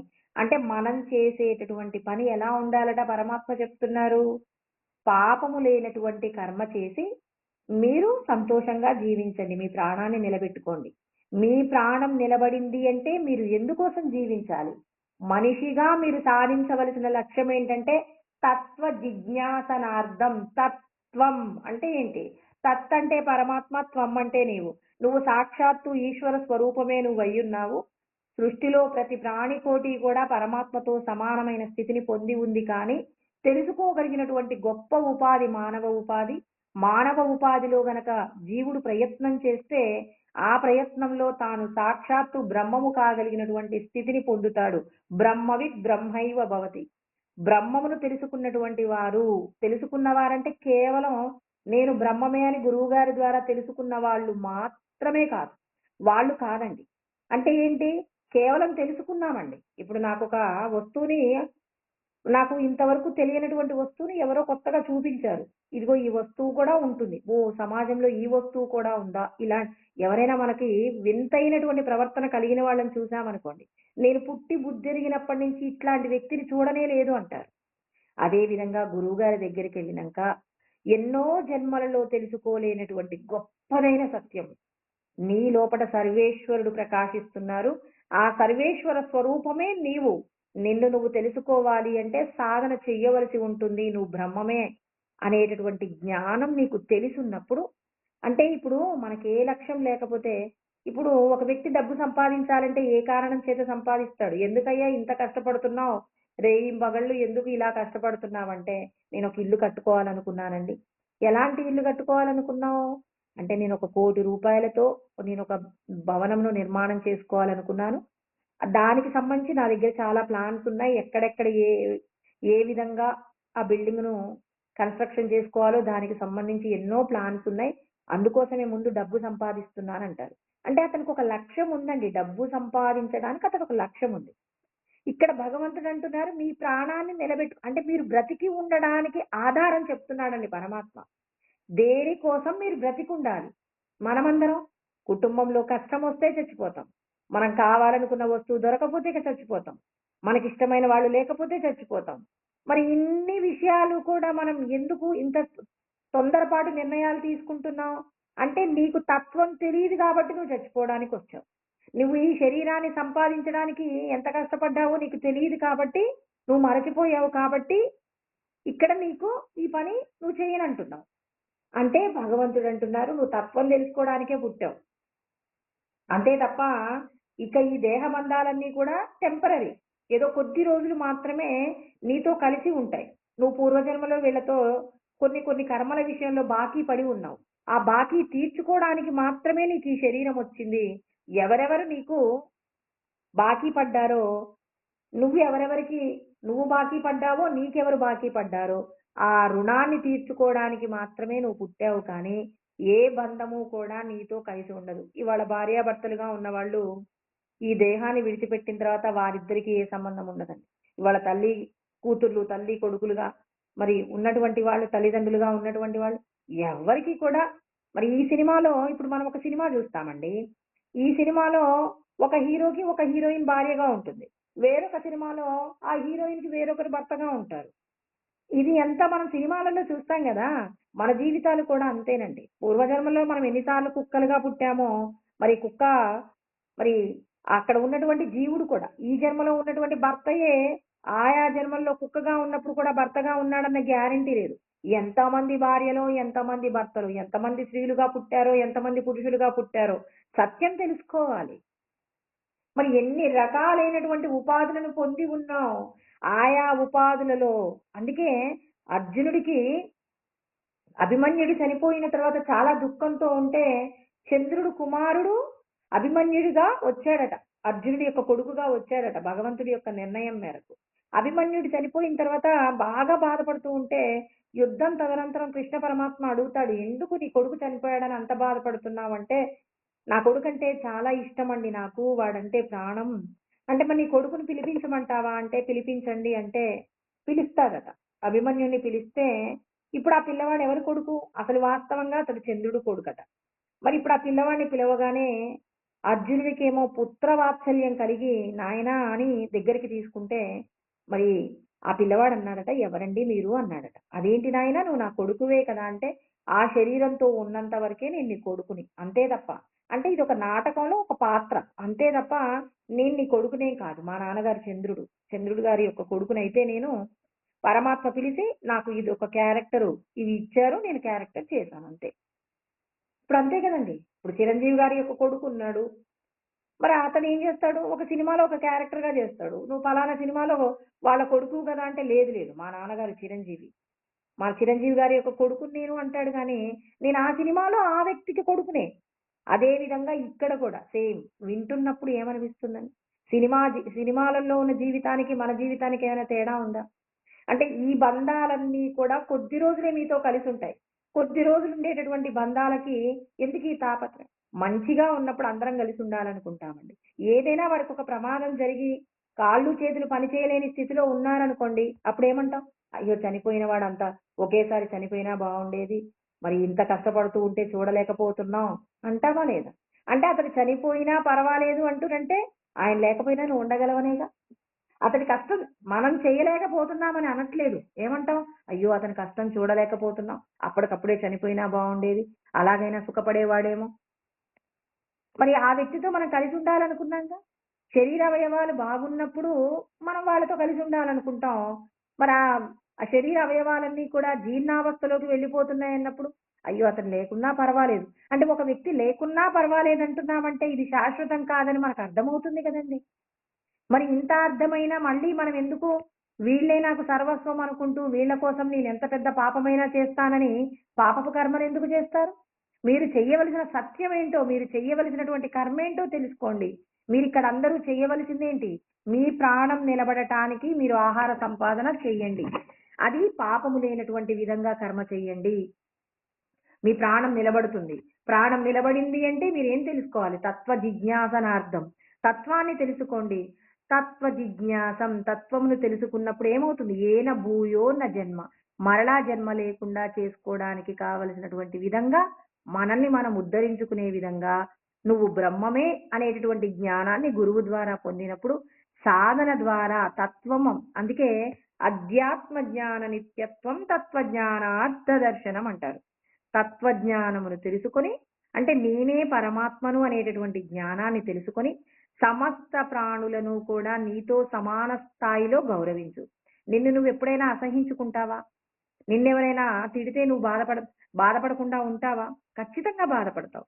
నీకు నువ్వు ఎంత గౌరవాన్ని ఇచ్చుకుంటావో సమస్త ప్రాణికోట్లకు కూడా అంత గౌరవాన్ని ఇచ్చు. స్థాయి భేదాలను బట్టి నువ్వు ఏం చేయాలి? వాళ్ళకి ఇవ్వవలసిన గౌరవంలో నువ్వు ఏమాత్రం తగ్గకుండా చూడాలి. ఇప్పుడు ఒక అడుక్కునేటటువంటి వ్యక్తి వచ్చారండి. ఆయన తీసుకొచ్చి మన ఇంట్లో సోఫాలో కూర్చోబెట్టి భోజనం పెడతామా? పెట్టము. అతనికి ఏం కావాలి?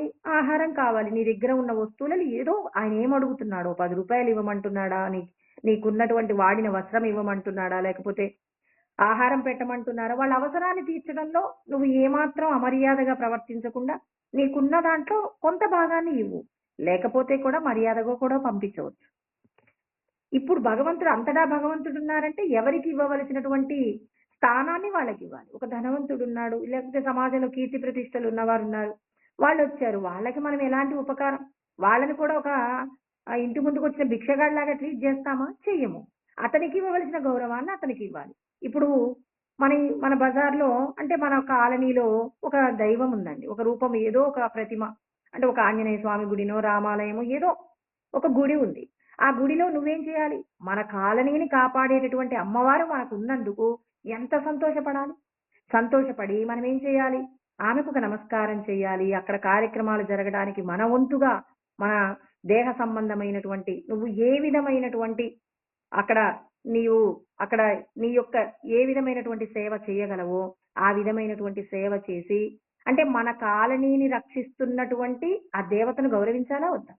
నువ్వు ఒక పెద్ద మనిషిని గౌరవిస్తున్నావు, ఇంటి ముందుకు వచ్చినటువంటి ఒక నిరుపేదను గౌరవిస్తున్నావు, మరి ఇది దేవతలు, దైవ స్వరూపాలు ఇవన్నీ మాత్రం ఏంటి? అయ్యో మేము బ్రహ్మమైపోయామండి, మేము గురువు గారి దగ్గర ఉపదేశం తీసుకున్నామండి, మేము బ్రహ్మమైపోయామండి, ఇంకెందుకండి దేవాలయాలకి, మేము దేవాలయాల వైపు మేము అసలు తొంగి చూడం. నిజంగా నువ్వు అక్కడికి వెళ్ళలేనంత బిజీగా నువ్వు ఉంటే, నువ్వు చేసేటటువంటి ప్రతి కార్యము కూడా దైవ సంబంధమైన కార్యము చేసినా నువ్వు దేవతకి ఇవ్వవలసినటువంటి ప్రాధాన్యత ఖచ్చితంగా ఇవ్వాలి. అంత దూరం నువ్వు వెళ్ళలేకపోయినప్పటికీ కూడా నువ్వేం చేయాలి? అంత దూరం నువ్వు వెళ్ళలేకపోతే కనీసం నీ ఇంట్లో నువ్వుండైనా నువ్వేం చేయవలసి ఉంటుంది? ఒక నమస్కారం చేసుకొని, అమ్మా నేను నీ దగ్గరికి రాలేకపోతున్నాను, మరి నన్ను క్షమించండి, నేను మీరు చెప్పినటువంటి కార్యం నిమిత్తమే కర్మలను చేస్తున్నానని మనం ఏం చేయాలి? ప్రతి రూపానికి కూడా మనం విలువ ఇవ్వాల్సి ఉంటుందా లేదా?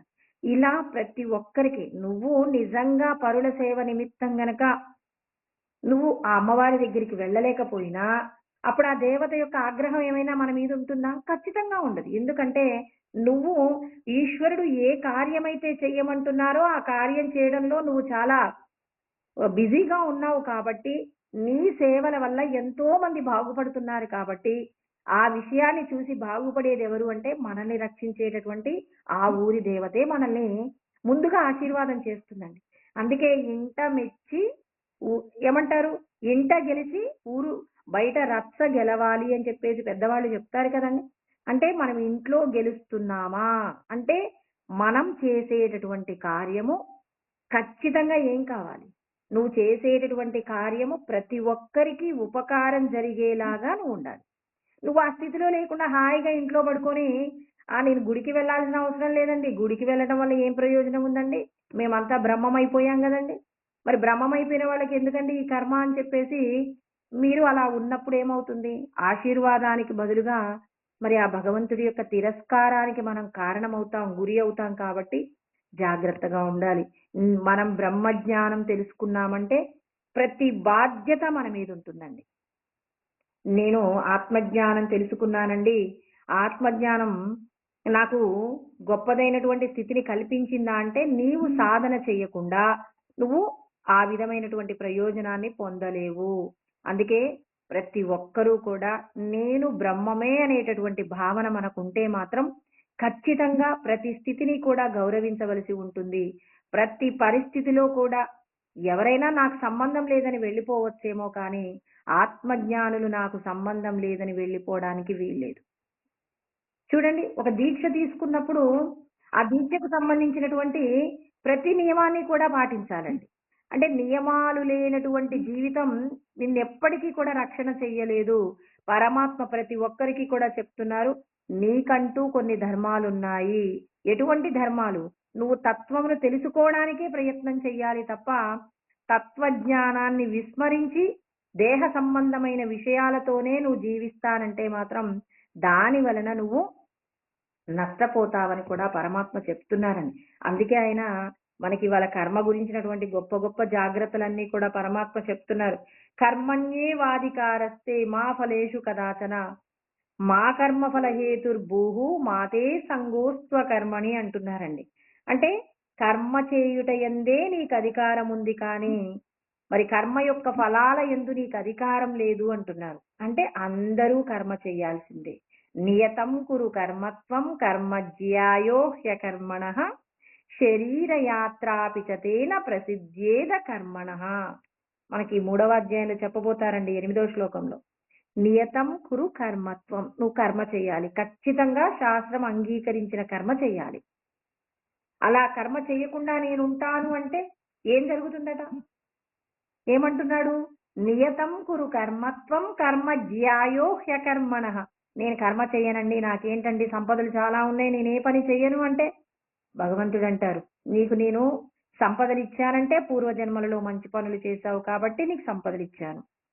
ఇంకా నీకు ఎన్నో రకాలైనటువంటి అవకాశాలు, గొప్ప గొప్ప అవకాశాలు నీకు ఉన్నాయంటే నువ్వు పూర్వజన్మల్లో చాలా కష్టపడ్డావు. ఈ జన్మ ప్రయత్నము చేత నేను ఏ పని చెయ్యను అని చెప్పి సోమరిపోతుగా ఉంటానంటే శరీర యాత్రాపిచతేన ప్రసిద్ధేద హకర్మణః. కర్మ చెయ్యకుండా ఉండేటటువంటి వాడికి దేహయాత్ర జరగకుండా, దేహయాత్ర అంటే మరి మనకి సరైనటువంటి సమాజం నుండి కావలసినటువంటి రక్షణ నీకు కలగదట. అంటే నీ కుటుంబానికి సంబంధించి నువ్వు దేనితో అయితే నువ్వు అహంకరిస్తున్నావో, నాకు సంపదలు ఉన్నాయని అహంకరిస్తూ సోమరిగా ఉంటూ నువ్వు పరులకు ఉపకారం చేసే కర్మ చేయటం లేదు. అలా ఎవరైతే ఉంటారో, అంటే కర్మ చెయ్యకుండా ఉండడం అంటే ఏ పని చేయరు. నాకేంటండి, నాకు ఇన్ని సంపదలు ఉన్నాయి. ఇప్పుడు బయట ఎవరికో ప్రమాదం జరిగిందండి. జరిగింది తన బంధువులకి కాదు, తన స్నేహితులకు కాదు, తనకి కాదు. బజార్‌లో ఉంటారు. మన బజార్‌లో ఉన్నటువంటి వాళ్ళకి ఎవరికో ఒక ప్రమాదం జరిగింది. నాకెందుకు, నేను వెళ్ళనని నేను హాయిగా టీవీ పెట్టుకొని కూర్చున్నామనుకోండి. అంటే ఇది అకర్మణః. అంటే కర్మ చేయకుండా ఉండడమే కదండీ! ఇప్పుడు నీకు తెలియకపోతే అది వేరే విషయం. నీకు తెలిసింది. ఎవరికి జరిగింది అని తెలుసుకున్నాం. ఆ పలానా ఈ వీధి చివరలో ఎవరో ఉంటారు గదా! కొత్తగా వచ్చారు. మరి వాళ్ళకి ఇలాంటిది జరిగిందట. ఓహ్! అవునా! సరే. కానీ ఎవ్వరు కూడా వాళ్ళని రక్షించే ప్రయత్నం చెయ్యటం లేదట అనే విషయం కూడా నీకు తెలిసింది. ఇప్పుడు అక్కడ ప్రమాదం జరిగిందన్నారు. పలానా వాళ్ళు హాస్పిటల్‌కి తీసుకెళ్లారన్నారు. ఓకే. ఎవ్వరు వాళ్ళకి చిన్న సహాయం చేయటానికి కూడా రాలేదట. పాపం వాళ్ళు అలాగే ఏడుస్తున్నారనే మాట నీకు తెలిసిందండి. ఇప్పుడు నువ్వు కూడా నాకెందుకులే అని నువ్వు అనుకుంటే నిజంగా నువ్వు ఆత్మజ్ఞానివి కాదు. పరమాత్మ ఆగ్రహానికి గురయ్యేదెక్కడ?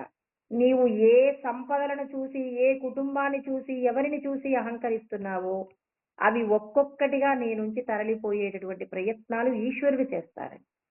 అదేంటండి, ఎవడికో కష్టమొస్తే ఎవడు చెయ్యనటువంటి సహాయం నేనెందుకు చెయ్యాలి? నీకు ఆత్మజ్ఞానం ఉంది కాబట్టి నువ్వు చెయ్యాలి. అవునండి. ఆత్మజ్ఞానము పొందడం అంటే ఏదో సరదాగా నాకు ఆత్మజ్ఞానం వచ్చేసిందండి, నేను భగవంతుడిని అయిపోతానండి అంటే ఈశ్వరుడు ఎందుకు చేస్తారు? నువ్వు ఎటువంటి జ్ఞానం తెలుసుకుంటున్నావు? అంతటా భగవంతుడున్నాడనే జ్ఞానం ఉన్నప్పుడు అక్కడ ఎవరి యొక్క సహాయం లేకుండా ఒక వ్యక్తి బాధపడుతున్నారంటే ఎవరు బాధపడుతున్నారక్కడ? బ్రహ్మము బాధపడుతుంది. పరమాత్మ బాధపడుతున్నాడు. ఆ పరమాత్మకు నీ వంతుగా నువ్వేం చేయవలసి ఉంటుంది? నీవు ఎంతైతే సహాయం చెయ్యగలవో అంత సహాయాన్ని వెళ్లి చేసేసి రావాలి. నాకెందుకులే అంటే నీకు చెయ్యగలిగిన అవకాశం ఉందా లేదా? నువ్వేదో ఆఫీస్‌లో ఉన్నావు తెలిసిందండి. ఇప్పుడు నువ్వు ఆఫీస్ నుంచి రాలేవు గదా! నీ ఇంట్లో నీకే పని లేకుండా నువ్వు ఖాళీగా ఉన్నావు. సరదాగా టీవీ జూసుకుంటూ నీ భార్య పిల్లలతో నువ్వున్నావు. భగవంతుడు గమనిస్తారు. నీ పరిస్థితి గమనిస్తారు. నీకు సహాయం నువ్వు చెయ్యాలనుకుంటే చెయ్యగలవు. ఇప్పుడు ఒకవేళ నువ్వు ఆఫీస్‌లో ఉన్నా ఎవరికైనా నీకు తెలిసిన వాళ్ళని పంపించి, అయ్యో! పలానా వాళ్ళకి కష్టం ఉందంట. నువ్వు కొంచెం వెళ్లి హాస్పిటల్‌లో జాయిన్ జేసి, గవర్నమెంట్ హాస్పిటల్‌లో జాయిన్ జేసి వాళ్ళకి ఏం కావాలో కొంచెం వాళ్ళొచ్చేంత వరకు ఉండమని ఎవరికైనా తెలిసిన వాళ్ళకి కూడా నీకు అవకాశం ఉండి, వాళ్ళు కూడా ఖాళీగా ఉంటే నువ్వు చెప్పొచ్చు. ఇవన్నీ కూడా నీ బాధ్యతే. భగవంతుడంటారు, ఆత్మజ్ఞానం పొందడం అంటే, అబ్బా! నేను జ్ఞానం పొందేశాను, నాకెవరితో సంబంధం లేదు అనటానికేం వీల్లేదండి. ఆత్మజ్ఞానం నీకు కలిగింది అంటే, ఎవరైనా కష్టంలో ఉంటే నీ వంతుగా నీ ధర్మమేంటి? అవతలి వారికి నీ వలన ఎంతైతే ఉపకారం చెయ్యగలవో, నీ సంపద తీసుకెళ్ళి ఇవ్వమనేం పరమాత్మ చెప్పడండి. నీ యొక్క స్పందన ఎలా ఉంది? నీ ఆలోచన ఎలా ఉంది? కనీసం నువ్వు బయటికెళ్ళలేకపోయావండి. వెళ్ళలేకపోయినా కనీసం అక్కడ ఉన్నటువంటి వాళ్ళకి ఎవరికైనా వాళ్ళని కాపాడే ప్రయత్నంగా నీ యొక్క మనసులో ఆలోచన కలిగి, మరి భగవంతుడా వాళ్ళకి ఎవరో ఒకరి ద్వారా రక్షణ కల్పించండని, కనీసం నువ్వు వెళ్ళలేకపోయినా ఏం చేయాలి? వాళ్ళకు మంచి జరగాలని ముందు నీ లోపటున్న భగవంతుడికి ప్రార్థన చేసి, ఎవరైనా వారికి సహాయం చేయగలరేమో, వాళ్ళల్లో నీకు తెలిసిన వాళ్ళెవరైనా ఉన్నారేమో, ఆ ప్రయత్నమైనా నువ్వు చెయ్యాలి. చూడండి, ముందు నువ్వు వెళ్ళాలి. వెళ్ళలేకపోయావు. కనీసం వాళ్ళకు ఉపకారం జరిగేలాగా నీవు ఏదో ఒక చిన్న ప్రయత్నమన్నా చెయ్యాలి. ఆ ప్రయత్నమైనా చేయకపోతే, నాకెందుకు అని జెప్పేసి అసలు ఆ విషయం తెలిసినా తెలియనట్టుగా నువ్వుంటే, లోపటున్నాయన చిత్రంగా ఉండి గుప్తంగా రాస్తాడనమాట. మిగిలిన వాళ్ళకంటే ఆత్మజ్ఞానికి ఎక్కువ రాస్తాడండి. అందుకే దీక్ష తీసుకొని మరి సత్కర్మ చేయకుండా ఉండలేరు. 40 రోజుల పాటు ఏదైనా దీక్ష తీసుకున్నప్పుడు, ఆ దీక్షకు సంబంధించి నియమాలను పాటించకుండా ఉండాలంటే భయం కలుగుతుంది. అయ్యో! దేవత ఆగ్రహానికి కారణమవుతామని. మరి ఈ గురుగీతను మీరందరూ కూడా చూసుకోండి. ఎవరైతే గురు దీక్ష తీసుకుంటారో, తీసుకున్న వాళ్ళ యొక్క బాధ్యతలు ఎన్నున్నాయి? చాలా బాధ్యతలు. లోకంలో ఉన్న అన్ని బాధ్యతలు నీవే. ఎక్కడో అంబులెన్స్ పోతుంది. అంబులెన్స్ పోతుంటే నీ చెవిలో పడింది. వెంటనే నువ్వేం చేయాలి? ఈశ్వరా! ఎవరో వెళ్తున్నారు స్వామి రక్షణ చెయ్యండి. మీరుండగా మరి వాళ్ళ కుటుంబానికి ఏ ఇబ్బంది రాకుండా ఎందుకు ఆ ఇబ్బంది రాకుండా చూడాల్సిన బాధ్యత మీదే. మీరున్నారని నిరూపించుకోండని మీ ధర్మంగా మీరొక ప్రార్థన మనస్ఫూర్తిగా చేయండి. చెయ్యకపోతే కష్టంలో పడతాం. మరి కేవలం ఆత్మజ్ఞానులే చేయాలా? అందరూ చేయాలా? అందరూ చేయాలి. కింద ఉన్నటువంటి వాడు పైకెక్కడానికి మెట్టెక్కాలి. పైనున్నటువంటి వాడు వాడి ప్రయత్నం వాడు చేయాలి. ప్రతి ఒక్కరూ చేయాలి. కానీ వేరొకడు తప్పించుకోవచ్చేమో కానీ ఆత్మజ్ఞాని తప్పించుకోవడానికి వీల్లేదండి. తప్పించుకున్నావంటే లోపటున్నాయన ప్రతి క్షణం గమనిస్తూనే ఉన్నాడు. అందరికంటే ఎక్కువ శిక్ష ఎవరికేస్తారు? 40 రోజుల దీక్ష అందరికీ తెలుసు కదా! అదే విధంగా ఇప్పుడు ఆత్మ ఉపదేశాన్ని తీసుకున్నారంటే పెద్ద దీక్ష తీసుకున్నారండి. ధర్మాన్ని పంచడానికి మేము సమిధలు ఇప్పుడు మిలిటరీలో జాయిన్ అయినటువంటి వాళ్ళెప్పుడు కూడా ప్రాణాలు త్యాగం చేయడానికి సిద్ధంగా ఉంటారనమాట. ఎందుకు? దేశ రక్షణ కోసం ప్రాణం పోయినా పర్వాలేదు. ఆత్మవంతుడుగా నువ్వవుతున్నావంటే పరులకు ఉపకారం చేసే నిమిత్తంగా నువ్వు ఎప్పుడూ కూడా సమిధలాగా ఉండాలి. అందుకే చాలా మంది ఆత్మోపదేశం తీసుకుంటారంటే ఇంట్లో వాళ్ళు అంగీకరించరు. అయ్యో!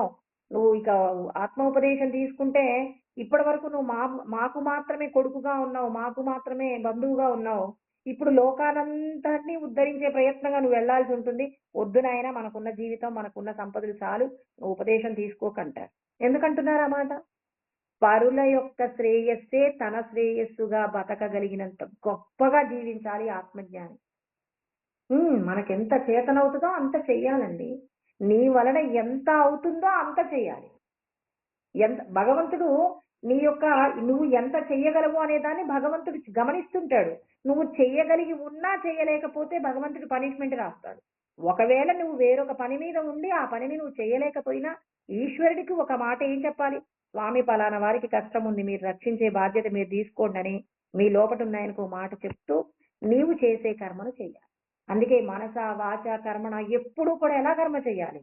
10 మంది యొక్క శ్రేయస్సే నీ యొక్క శ్రేయస్సుగా జీవించటం నిజంగా ఆత్మవంతుడి యొక్క లక్షణం. కానీ ఉపదేశం తీసుకున్నాం, మాకే ధర్మాలు పాటించవు, ఏ దేవాలయాలకి వెళ్ళం, ఎవరికి నమస్కారం చెయ్యం.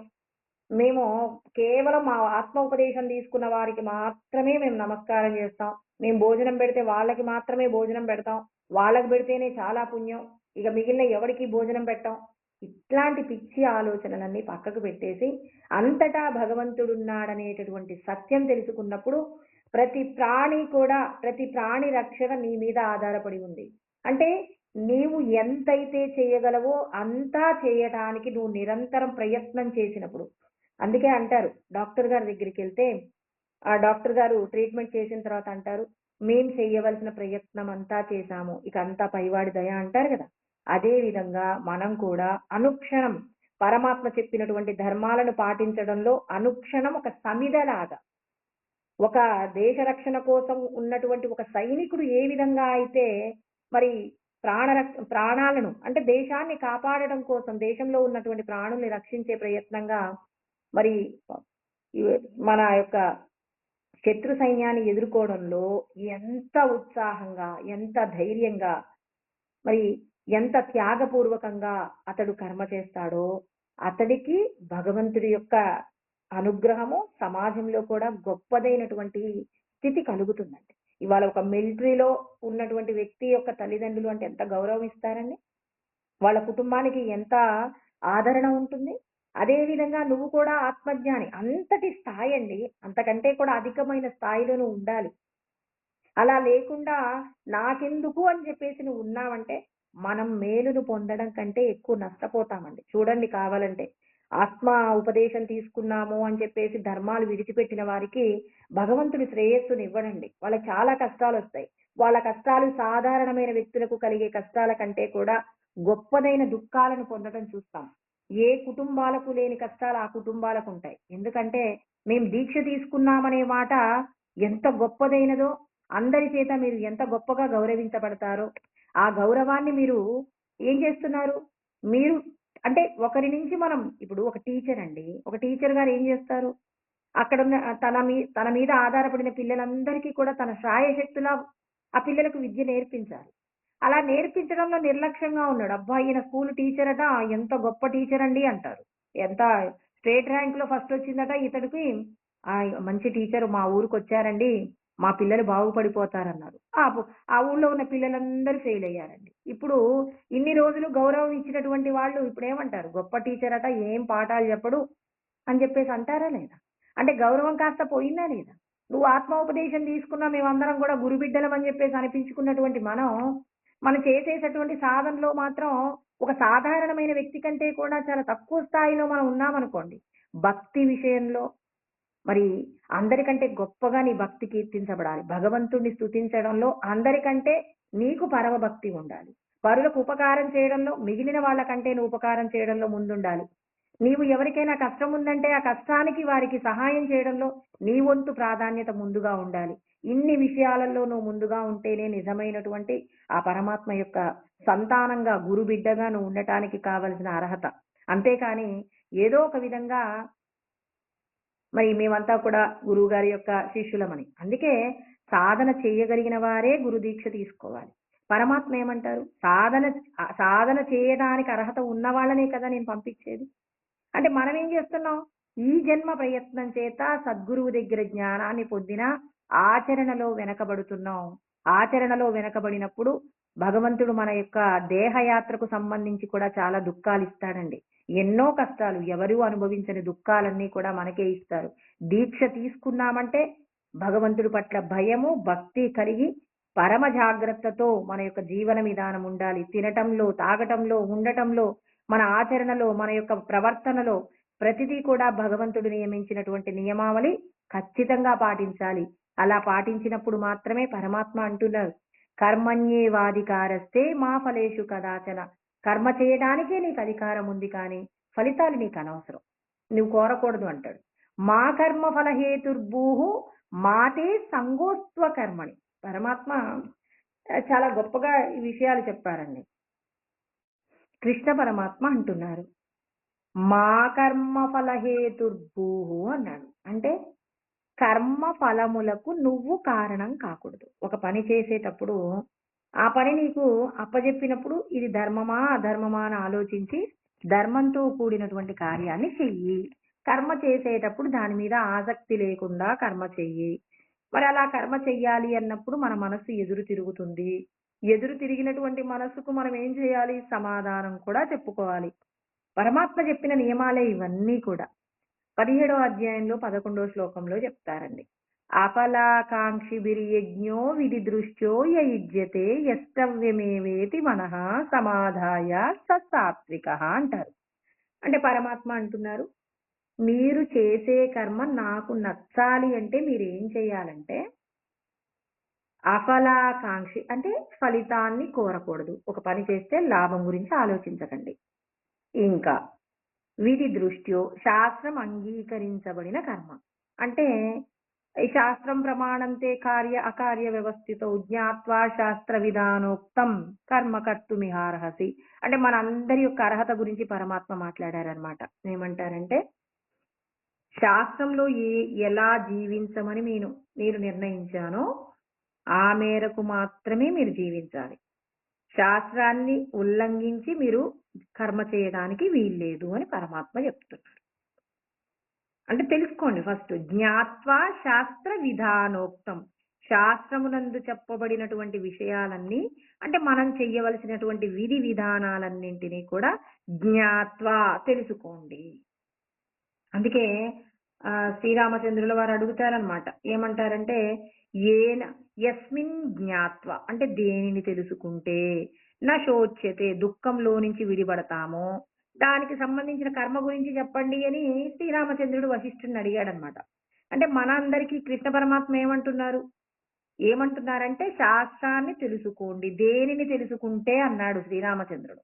ఆనాడు ఆయన సాక్షాత్తు ఈశ్వరుడు శ్రీ మహావిష్ణువే మరి శ్రీరామచంద్రుడుగా వచ్చారు. ఒక మామూలు సాధారణమైనటువంటి మనిషిలాగానే ప్రశ్నించాడనమాట. అంటే మన అందరి యొక్క బాధను అక్కడ శ్రీరామచంద్రుడు ఏం చేశాడు? తన యొక్క బాధగా తీసుకొని మన అందరి తరపున ప్రశ్న అడిగారు. దేనిని తెలుసుకుంటే దుఃఖంలో నుంచి విడిపడతాం? దేనిని తెలుసుకుంటే దుఃఖంలో నుంచి విడిపడతామట? నీకు అసలు ఈ దేహం ఎక్కడి నుంచి వచ్చింది? ఈ దేహంతో నువ్వు చేయవలసిన కర్మ ఏంటో తెలుసుకోవాలి. అంటే శాస్త్రాన్ని తత్వ జిజ్ఞాసనార్థం అన్నాడు. అంటే తత్వాన్ని తెలుసుకో అన్నాడు. కృష్ణ పరమాత్మ ఏమంటున్నారు? మీరు చెయ్యవలసిన కర్మకు సంబంధించిన విధి విధానాలను జ్ఞాత్వా తెలుసుకోండి. ఆయన ఏమన్నాడు? యస్మిన్ జ్ఞాతే అన్నాడు. ఇక్కడేమంటున్నాడు? జ్ఞాత్వా శాస్త్ర విధానోక్తం.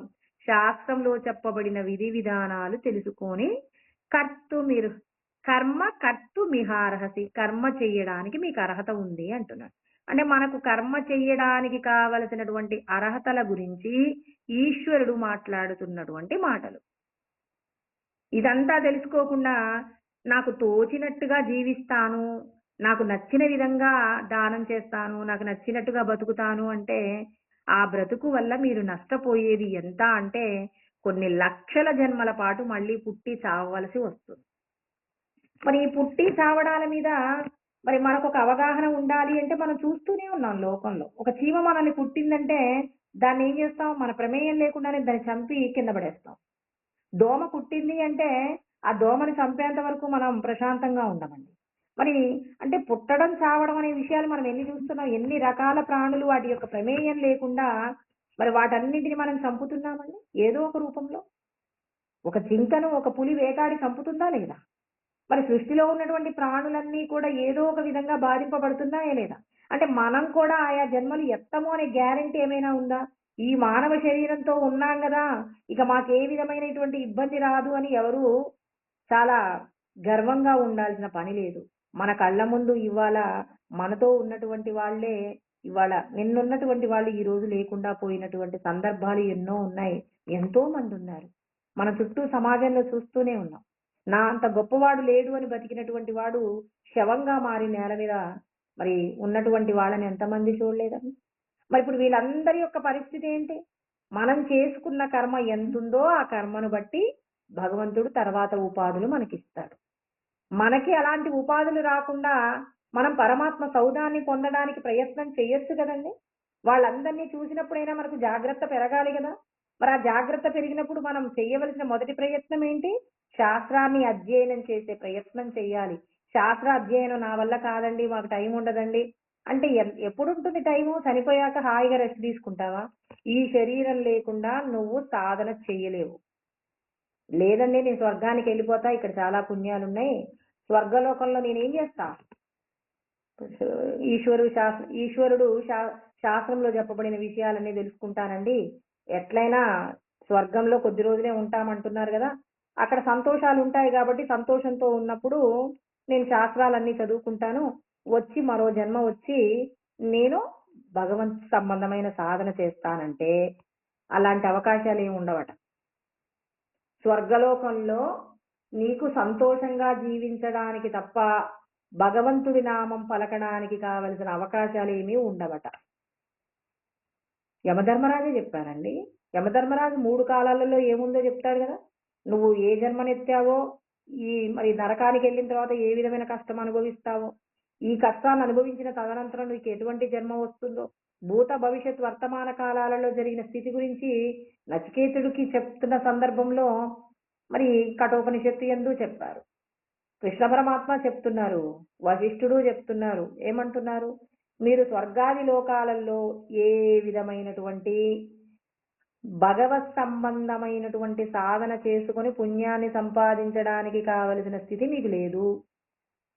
అంటే ఇప్పుడు అప్పటి వరకు ఎందుకండి, ఇప్పుడు మన ఇంటికి మనకి ఇష్టమైనటువంటి వాళ్ళు వచ్చారండి, వాళ్ళతో గడుపుతున్నంత సందర్భంలో భగవంతుడి నామాన్ని పలకడానికి, భగవత్ సంబంధమైన సాధన చేయడానికి కనీసం ఇంటి ముందుకి ఎవరో వస్తే వెళ్ళి వాళ్ళకు 10 రూపాయలు ఇవ్వడానికి కూడా సమయం ఉండదు. ఎందుకంటే ఇంటి నిండా ఇష్టమైన వాళ్ళు ఉన్నారు, వాళ్ళకు సంబంధించినటువంటి ఎన్నో రకాలైనటువంటి మరి మనం ఎన్నో రకాలైనటువంటి ఉపచారాలు చేస్తూ ఉంటాం కాబట్టి మరి ఏమోలే వెళ్తే వెళ్ళాడు, పక్కింటి వాళ్ళు ఇస్తారులే ఏదో ఒకటి ఒక్క రోజుకి, రేపు ఈసారి వస్తే మళ్ళీ ఇద్దాంలే అని చెయ్యవలసినటువంటి ఒక మంచి కార్యం కూడా చేసే ప్రయత్నం చెయ్యము. ఇంట్లో పదార్థం మిగిలిపోయే ఉంటుంది. మరి వాళ్ళ దగ్గరికి వెళ్ళి ఇచ్చేవాళ్ళు ఎవరూ లేక, ఇవ్వడానికి తను వెళ్ళలేక ఏమవుతుంది, మనము ఒక పుణ్యం చేసుకునే ప్రయత్నంలో కూడా వెనకబడతాం. ఎప్పుడు మనకిష్టమైనటువంటి పని జరుగుతున్నప్పుడు, మనకిష్టమైన వాళ్ళతో మనం ఉన్నప్పుడు, ఇష్టమైన పని చేస్తున్నప్పుడు. పోనీ కష్టాలున్నాయి, ఇంట్లో మనకేదో అనారోగ్యం ఉందండి, హాస్పిటల్లో ఎప్పుడైనా గమనించవచ్చు మనం. మన వాళ్ళకి ఏదైనా అనారోగ్యం వస్తే ఎవరో వచ్చి అమ్మ టీ తాగుతాను ఒక్క 10 రూపాయలు ఇవ్వండి అని చెప్పేసి అంటే మా బాధలు కాక మేమే చేస్తుంటే వెళ్ళి వెళ్ళి వెళ్ళి అంటాం కదండి. అదేవిధంగా రైల్వే స్టేషన్లో మనం బస్ స్టాప్లలో మనం మనం మన బస్ కోసం మనం ఎదురు చూస్తూ ఉంటాం. అలా ఎదురు చూసేటప్పుడు ఎవరో వచ్చి అడుగుతూ ఉంటారు, ఇద్దాంలే అనుకుంటాంలే కానీ ఆ టైంకి ఏదో బస్సు వచ్చిందని చెప్పేసి జరగవయ్యా బస్సు వెళ్ళిపోతుంది నేను వెళ్ళిపోవాలని వెళ్ళిపోతాం. అంటే భగవంతుడు అనుక్షణం నిన్ను భూలోకంలో మాత్రమే నువ్వు పుణ్యం చేసుకోవడానికి అవకాశాలు ఉన్నటువంటి లోకం ఏదైనా గొప్పది ఏదైనా ఉందంటే ఇది ఒక భూలోకమేనండి. స్వర్గాది లోకాలలో నీ దగ్గరకు వచ్చి అడుక్కునేవాడు ఉండడు, భగవంతుడి నామం గుర్తొచ్చేంత ఆ సుఖము నీకుండదు. అంటే భగవంతుడి నామం పలకాలి అంటే మరి స్వర్గాది లోకాలలో పరమాత్మ అలాంటి ఎంట్రన్స్ ఏమీ లేదట.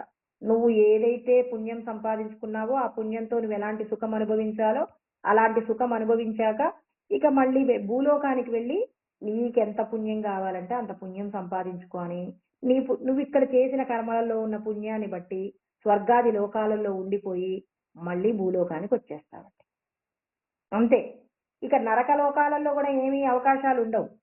మనకు హాస్పిటల్లో ఉంటేనే అవతల వాడికి ఇదిగో నాయన 10 రూపాయలు ఇస్తారని చెప్పేసి ఇవ్వలేని మనం నరకాది లోకాల్లో మనల్ని నూనెలో వేయించుతుంటారు, సూదులతో గుచ్చుతారట, రకరకాల కష్టాలు ఉన్నాయండి.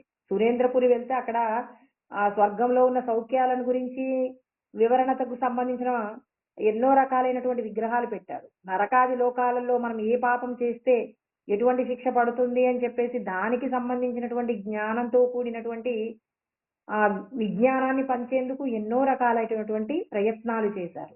మరి అవన్నీ చూసినప్పుడు ఇవన్నీ నాకు కాదులే, నేను కాదులే అనుకుంటూ వెళ్ళిపోకుండా ఇవన్నీ నేను అనుభవించాల్సి వస్తుందేమో, ఇవన్నీ అనుభవించకుండా ఉండాలంటే నేనేం చెయ్యగలను అని ఎవరి మనసులో అయితే ఆలోచన కదులుతుందో వాళ్ళొచ్చి శాస్త్రం తెలుసుకునే ప్రయత్నం చేస్తారు. అంటే నరకాది లోకాలలో భగవంతుడి నామం పలకలేవు, హాస్పిటల్లో అనారోగ్యంలో నువ్వు బెడ్ మీద ఉండి కూడా భగవంతుడి నామం పలకొచ్చు. సంతోషంగా నీ వాళ్ళందరితో కలిసి ఉండి కూడా నీవు భగవంతుడు నాకు అప్పచెప్పిన పని చేయకపోతే నేను ఈ శరీరం విడిచిపెడితే నాకు పనిష్మెంట్ ఉంటుందని మనసులో గుర్తున్న వాళ్ళు ఎవ్వరు ఏ సమయంలో ఎంతమంది నీకు ఇష్టమైన వాళ్ళున్నా, ఎవరో నీ ఇంటి ముందుకొచ్చి నిలబడ్డారు అనే విషయం గుర్తు నీకు వినపడుతుందండి. ఎన్ని నవ్వుల మధ్యలోనైనా, "అమ్మా! ఒక రూపాయి ఉంటే ఇవ్వండి" అన్నటువంటి వాళ్ళ యొక్క మాట నీకు వినపడుతుంది. ఎప్పుడు? భగవంతుడు ఈ శరీరంతో చెయ్యవలసిన సత్కర్మ చెయ్యకపోతే, మరి మన యొక్క ప్రయాణంలో కష్టం ఉంటుందనే ఆలోచన ఎవరి మనసులో ఉంటుందో వాళ్ళు చెయ్యగలుగుతారు ఖచ్చితంగా. కష్టంలో ఉన్నా, సుఖంలో ఉన్నా, ఈశ్వరుడు మన కష్టంలో ఉన్నాం. ఈశ్వరుడు నా కష్టాన్ని తీర్చడం కోసమే ఈ రూపంలో వచ్చారని ఎవరైనా మన కళ్ళ ముందు ఏదైనా అడుక్కునే వాళ్ళుంటే వెంటనే వాళ్ళకిచ్చేస్తారు. ఎంత కష్టమున్నా ఏడుస్తూ కూడా కళ్ళమ్మట నీళ్లు దూడ్చుకుంటూ మరి పర్సులో నుంచి రూ. 10 తీసి ఇస్తుంటారు. ఎందుకంటే భగవంతుడు నా పాపం తీసేయడానికి. అంటే ఈశ్వరుడు ఉన్నాడు. ఈశ్వరుడి యొక్క రక్షణ ఈశ్వరుడు నా నా యొక్క రక్షణ చూసుకుంటాడనే భరోసా ఉన్నోళ్ళు శాస్త్రంలో చెప్పబడిన విషయాలు తెలుసుకుంటారు. తెలుసుకున్న వాటిని ఆచరిస్తారు. అందుకే కర్మ ఫలాలకు నువ్వు కారణం కాకూడదు అంటున్నాడాయన. అంటే నువ్వు కర్మ చెయ్యి. దానివల్ల ఎటువంటి ఫలితం వచ్చినా దాని గురించినటువంటి ఆలోచన నీకొద్దు. కర్మ ఫలాలకు నువ్వు కారణం కాకూడదు. అంటే ఒక పని చేసేటప్పుడు ఈ పని అవుతుందో కాదో అని చెప్పేసి పిల్లవాడికి ఉద్యోగం వస్తుంది. ఒక వ్యక్తి అండి ఉద్యోగం కోసం అని చెప్పేసి ఇంటర్వ్యూకి వెళ్ళాడనమాట. ఇంటర్వ్యూకి వెళ్తే అక్కడ ఉన్న వాళ్ళందరిలో కూడా ఇతడి కంటే ఒక స్థానము అధికమైనటువంటి స్థానంలో ఇంకొక వ్యక్తి ఉంటాడనమాట. ఇప్పుడు అక్కడ ఉన్నది ఒకే ఒక ఉద్యోగం అనమాట. ఇప్పుడు వాళ్ళు ఉద్యోగం ఇవ్వాల్సి వస్తే ఈయన కంటే మెరిట్ మార్కులతో ఉన్నటువంటి ఇంకొక వ్యక్తికి ఉద్యోగం ఇవ్వాలి. ఇప్పుడు ఖచ్చితంగా ఎవరు సెలెక్ట్ అవుతారో మనకు అర్థమవుతుంది. అందరిలో కూడా వీళ్ళిద్దరే. ఇప్పుడు ఆ ఫస్ట్ పర్సన్ తప్పుకుంటే సెకండ్ పర్సన్‌కి జాబ్ వస్తుంది. ఇప్పుడు వాళ్ళు అనౌన్స్ చేశారు. ఫస్ట్ పర్సన్‌కి జాబ్ వచ్చేసింది అన్నారు. సెకండ్ పర్సన్ ఆలోచించాడు. అబ్బా! నాకు ఈ ఉద్యోగం రాకపోతే ఎలా అని చెప్పేసి కొంచెం ఆలోచన చేశాడు. కర్మ ఫలాలకు కారణం కావడం అంటే ఇదేనండి. ఆయన ఏం చేస్తాడంటే అంతకుముందు ఆ వ్యక్తితో ఇతను మాట్లాడతాడన్నమాట. ఎక్కడి నుంచి వచ్చారు? ఏంటి? ఏంటి? అని చెప్పేసి మాట్లాడారు. ఆహ్, ఏదో మంచితనంలో ఫోను నంబర్‌లు కూడా షేర్ చేసుకున్నారు. ఒక ఇంటర్వ్యూకి వెళ్తే మరి నాకెక్కడైనా అవకాశాలుంటే నేను జెప్తానండి. మీకెక్కడైనా అవకాశాలుంటే చెప్పండి అని ఏదో మంచితనంలో ఒక 2 గంటలు అక్కడ వెయిట్ జేయాల్సొస్తుంది గదా! ఆ పరిచయాలలో నంబర్ గూడా తీసుకున్నారు. ఇప్పుడు ఆయన ఏం జేశాడు ఆలోచించాడు. ఇప్పుడు ఈ ఉద్యోగం నాకే రావాలంటే నేనేం జేయాలి? ఆలోచన చేసి వెంటనే అతని దగ్గర ఫోను నంబర్ తీసుకున్నాడు గదా! తన ఫ్రెండ్‌కొకడికి ఫోను జేసి హ్మ్. "అరె! నేనొక నంబర్ ఇస్తాను గానీ, ఈ నంబర్‌కి ఫోను జేసి మీ అమ్మగారికి యాక్సిడెంట్ అయింది. హాస్పిటల్‌లో జాయిన్ జేశారని చెప్పురా" అని జెప్పారు. అలా చెప్పగానే ఇప్పుడు ఆ పక్కన ఫస్ట్ పర్సన్ జాబ్‌లో జాయిన్ అవ్వాల్సినటువంటి వ్యక్తికి ఎవరో వచ్చి చెప్పారు. పలానా సూర్య అంటే మీరేనా? ఆ! అవునండి అన్నారు. మీ అమ్మగారికి యాక్సిడెంట్ అయిందట ఫోనొచ్చిందండి అన్నారు. లేపోతే ఆయనకే ఫోను చేశారు. ఫోను చేసి ఇట్లా మీ అమ్మగారికి యాక్సిడెంట్ అయింది. చెప్పగానే అతడు వెళ్ళిపోయాడు. ఇప్పుడక్కడ జాబ్‌లో జాయిన్ అవ్వాలంటే సంతకం పెట్టాలండి. వాళ్ళు పిలవాలి గదా! మేనేజర్‌లు అక్కడ ఇంటర్వ్యూ చేసేవాళ్ళొచ్చి పిలవాలి. పిలిస్తే ఈయన సంతకం పెడితే అతనికి జాబొస్తుంది. కానీ ఇతడేం చేశాడు? ఆ ఉద్యోగాన్ని అతడికి అతడికి కాకుండా అతడు తప్పుకుంటే తర్వాత తనకే ఉద్యోగం వస్తుందని కర్మ ఫలాలకు కారణమయ్యాడు. అంటే ఇప్పుడు ఆ ఉద్యోగం ఎవరికొచ్చింది? ఫస్ట్ పర్సన్ వెళ్ళిపోయాడు. చెప్పను కూడా చెప్పలేదు. వాళ్ళ అమ్మగారికి యాక్సిడెంట్ అయిందంటే ఉద్యోగం కంటే తల్లి ప్రధానం గదా! ఆయన వెళ్ళిపోయాడు. ఆయన వెళ్ళిపోయాడు అంటే ఇప్పుడు ఎవరు సెకండ్ పర్సన్‌ని పిలిచారు. జాబ్‌లో జాయిన్ చేసుకున్నారు. కానీ ఇతడు ఉద్యోగం చేస్తున్నంత కాలం చచ్చి బతుకుతుంటాడా లేదా? గిల్ట్ ఫీలింగ్ ఉంటుందా లేదా? నేను పలానా ఉద్యోగస్తుడు, పలానా వ్యక్తికి రావాల్సిన ఉద్యోగం లాక్కున్నాను. మోసం చేశాను. ఉద్యోగంలో జాయిన్ అయ్యారు. కుటుంబంలో వాళ్ళందరూ సంతోషపడ్డారు. హాయిగా మా నాన్నగారు పలానా ఉద్యోగం అని పిల్లలంటున్నారు. గొప్పగా జీవిస్తున్నారు. కానీ అతడు ఉద్యోగంలో జాయిన్ అయినప్పటి నుంచి మనసులో బెంగ ఉంటుందా? ఉండదా? కర్మ ఫలాలకు నువ్వు కారణం కాబాకు. నిజానికి ఆ ఉద్యోగం ఇతనికే రాసి పెట్టుంటుందండి. చిట్ట చివరిలో ఒకసారి తన యొక్క మనోవ్యధ అంటే మనసులో ఉన్న ఏదైనా నేను చేసిన పాపాలలో ఏదైనా గొప్పదుందా అంటే పలానా వ్యక్తి ఉద్యోగం నేను లాగేసుకున్నానని జెప్పేసి బాధపడతాడనమాట. ఇక తాను చనిపోయేటప్పుడు ఆయనకొకసారి క్షమాపణ చెప్పుకుంటే ఈ జన్మలో చేసిన పాపం ఈ జన్మలోనే పోతుందని జెప్పి కాస్త మనశ్శాంతితోనైనా చనిపోవచ్చని జెప్పేసి ఆ వ్యక్తి నంబర్ తీసుకొని ఫోను చేశాడనమాట. ఫోను చేస్తే అతడెక్కడో పెద్ద స్థాయిలో ఉంటాడు. అతనికి ఫోను చేసి, "నేను పలానా అండి, పలానా ఫస్ట్ మీకు జాబ్‌లో ఇంటర్వ్యూలో మీరే సెలెక్ట్ అయ్యారు. మీ అమ్మగారికి ఇట్లా ప్రమాదం" అంటే, ఆయన నవ్వుతాడనమాట. నేను ఆల్రెడీ ఒక పెద్ద ఉద్యోగానికి అపాయింట్ అయ్యానండి. కాకపోతే ఈ ఇంటర్వ్యూకి కూడా నేను ఒకసారి అటెండ్ అయితే బాగుండు అని చెప్పేసొచ్చాను. నిజంగా నేను ఆ ఉద్యోగంలో జాయిన్ అయ్యేటటువంటి ఆ పరిస్థితి నాకు లేదు. నేను అంతకంటే పెద్ద స్థాయిలో ఉన్న ఉద్యోగానికే నాకు కాల్ లెటర్ కూడా వచ్చింది. నేను జాయిన్ అవ్వడమే ఉంది. ఈ ఖాళీ సమయంలో ఖాళీగా ఉండడం ఎందుకని చెప్పేసి నేను ఆ ఇంటర్వ్యూకి అటెండ్ అయ్యాను అన్నారు. ఇన్ని రోజులు ఆయన మోసినటువంటి బాధ భగవంతుడు నిర్ణయించాడు. ఇప్పుడు ఆ వ్యక్తికి ఆల్రెడీ అక్కడ ఉద్యోగం ఉందంటే ఇప్పుడు ఈ ఉద్యోగంలో ఈయనేమంటాడు? లేదండి నాకు ఆల్రెడీ ఒక ఉద్యోగం ఉంది. నేను జాయిన్ అవ్వనండి అని చెప్పేసి వెళ్ళిపోతాడు. వెళ్ళిపోతే ఎవరిని పిలుస్తారు? ఇతన్నే పిలుస్తారు. ఈ ఉద్యోగాన్ని ఇతడు ఇన్ని రోజులు చేశాడంటే ఈయనేమనుకుంటాడు? అబ్బా! నేను మోసం చేసి చక్కగా ఉద్యోగం సంపాదించుకున్నాను అనుకుంటున్నాడు కానీ, పరమాత్మ నిర్ణయించి ఈయన జీవించాల్సిన ఉద్యోగం ఇదే. అంటే మనం కూడా మన జీవితంలో ఇలాంటి పొరపాట్లు చేయొద్దని పరమాత్మ చెప్తున్నారు. అందుకే భగవంతుడి శాస్త్రంలో చెప్పిన ఒక్క మాట గుర్తుపెట్టుకుంటే, కర్మ ఫలాలకు మనం కారణం కాకూడదనే మాట గుర్తుపెట్టుకున్నామనుకోండి. ఇప్పుడు చూడండి ఆయన జీవితాంతం ఏడ్చాడండి. జీవితాంతం ఏడ్చి చిట్ట చివరికి చనిపోయేటప్పుడు ఆ ఉద్యోగం నాకు రావాల్సిందేనా? అంటే నేనే ఆ రోజున గనక తొందరపడి ఉండకపోతే, ఇవాళ ఇన్నేళ్ల నుంచి నా భార్య బిడ్డల ముందు కూడా నేను ఒక అపరాధిలాగా ఉండేవాడిని కాదుగా. చెప్తే కుటుంబం ఎక్కడ అవమానిస్తుందో, ఎక్కడ అసహ్యించుకుంటుందో అని కుటుంబానికి చెప్పలేదు. తాను జీవితాంతం ఏం చేశాడు? బాగా బాధపడ్డాడు. చివరికి తెలిసిందేంటి? ఆ ఉద్యోగం నాకవసరం లేదు అని చెప్పాడు. కృష్ణ పరమాత్మ అంటున్నారు, మీరు సంతోషంగా జీవించడానికి మొదట కష్టమొస్తుందని భయపడకండి. అయ్యో! నాకు ఈ ఉద్యోగం రాకపోతే నా పరిస్థితి ఏంటి అంటే, ఇది కాకపోతే ఇంకో ఉద్యోగం భగవంతుడు నాకేది చూయిస్తే నేను ఆ ఉద్యోగానికే జాయిన్ అవుతాను. పరమాత్మ ఉన్నాడు. ఆయన నాకు ఖచ్చితంగా నా యొక్క తెలివితేటలకు, నాకున్నటువంటి ధర్మ నిరతికి భగవంతుడు ఏదో ఒక చోట మంచిదే ఇప్పిస్తాడని భగవంతుడి మీద గనక మనం భారం వేసి, మన పనిని మనం చేస్తే గనక నువ్వు మనశ్శాంతితో జీవించడానికి భగవంతుడు చెప్పిన సూత్రం అంటే. అందుకే ఏమంటున్నాడు? మా కర్మ ఫలహేతుర్భూహు మాతే సంగోస్త్వ కర్మ. నేను కర్మ చేయకూడదని అనుకోకండి. మళ్ళీ ఏంటి ఇక్కడికి ఏమి చెప్పాడు? నేను ఏ కర్మ చెయ్యను అని సోమరిపోతుగా ఉండడానికి ప్రయత్నం చెయ్యకండి. సోమరిగా ఉండటం వల్ల ఎన్నో రకాలైనటువంటి నష్టాలొస్తాయి. అందుకే నేను ఎలా ఉండాలి? కర్మ చెయ్యాలి, ఫలితం కోరకూడదు. కర్మ ఫలాలకు నేను కారణం కాకూడదు. ఇంకొక మాట ఏం చెప్పాడు? ఏ మాట అంటే, అసలు నేను ఏ పని చెయ్యకుండా ఊరికే ఉంటాను అని చెప్పేసి ఎవడైతే ఉంటాడో, వాడి ఖాతాలో భగవంతుడు ఏం చేస్తాడు? ఏ పని కళ్ళ ముందే ఎవరికో ప్రమాదం జరుగుతుంటే నాకెందుకని వెళ్ళిపోతూ ఉంటాడు. ఎవరికి ఏం జరిగినా నాకెందుకు అని చెప్పేసి నిమ్మకు నీరెత్తినట్టుగా ఉన్నాడనుకోండి. ఏమవుతుంది? భగవంతుడు ఏం చేస్తాడు? నీకిచ్చినటువంటి ఐశ్వర్యము అవన్నీ తీసేస్తాడండి. దేని చేత అయితే నువ్వు అహంకరిస్తూ నేనెవరికీ ఉపకారం చెయ్యను, నాకంటే ఎవడు గొప్పవాడు అని చెప్పేసి అహంకరిస్తూ కర్మ చేయకుండా సోమరిపోతుగా ఉంటారో, వాళ్ళు గొప్పదైనటువంటి ప్రమాదాన్ని ఎదుర్కొంటారు అని చెప్పేసి చెప్తున్నారు.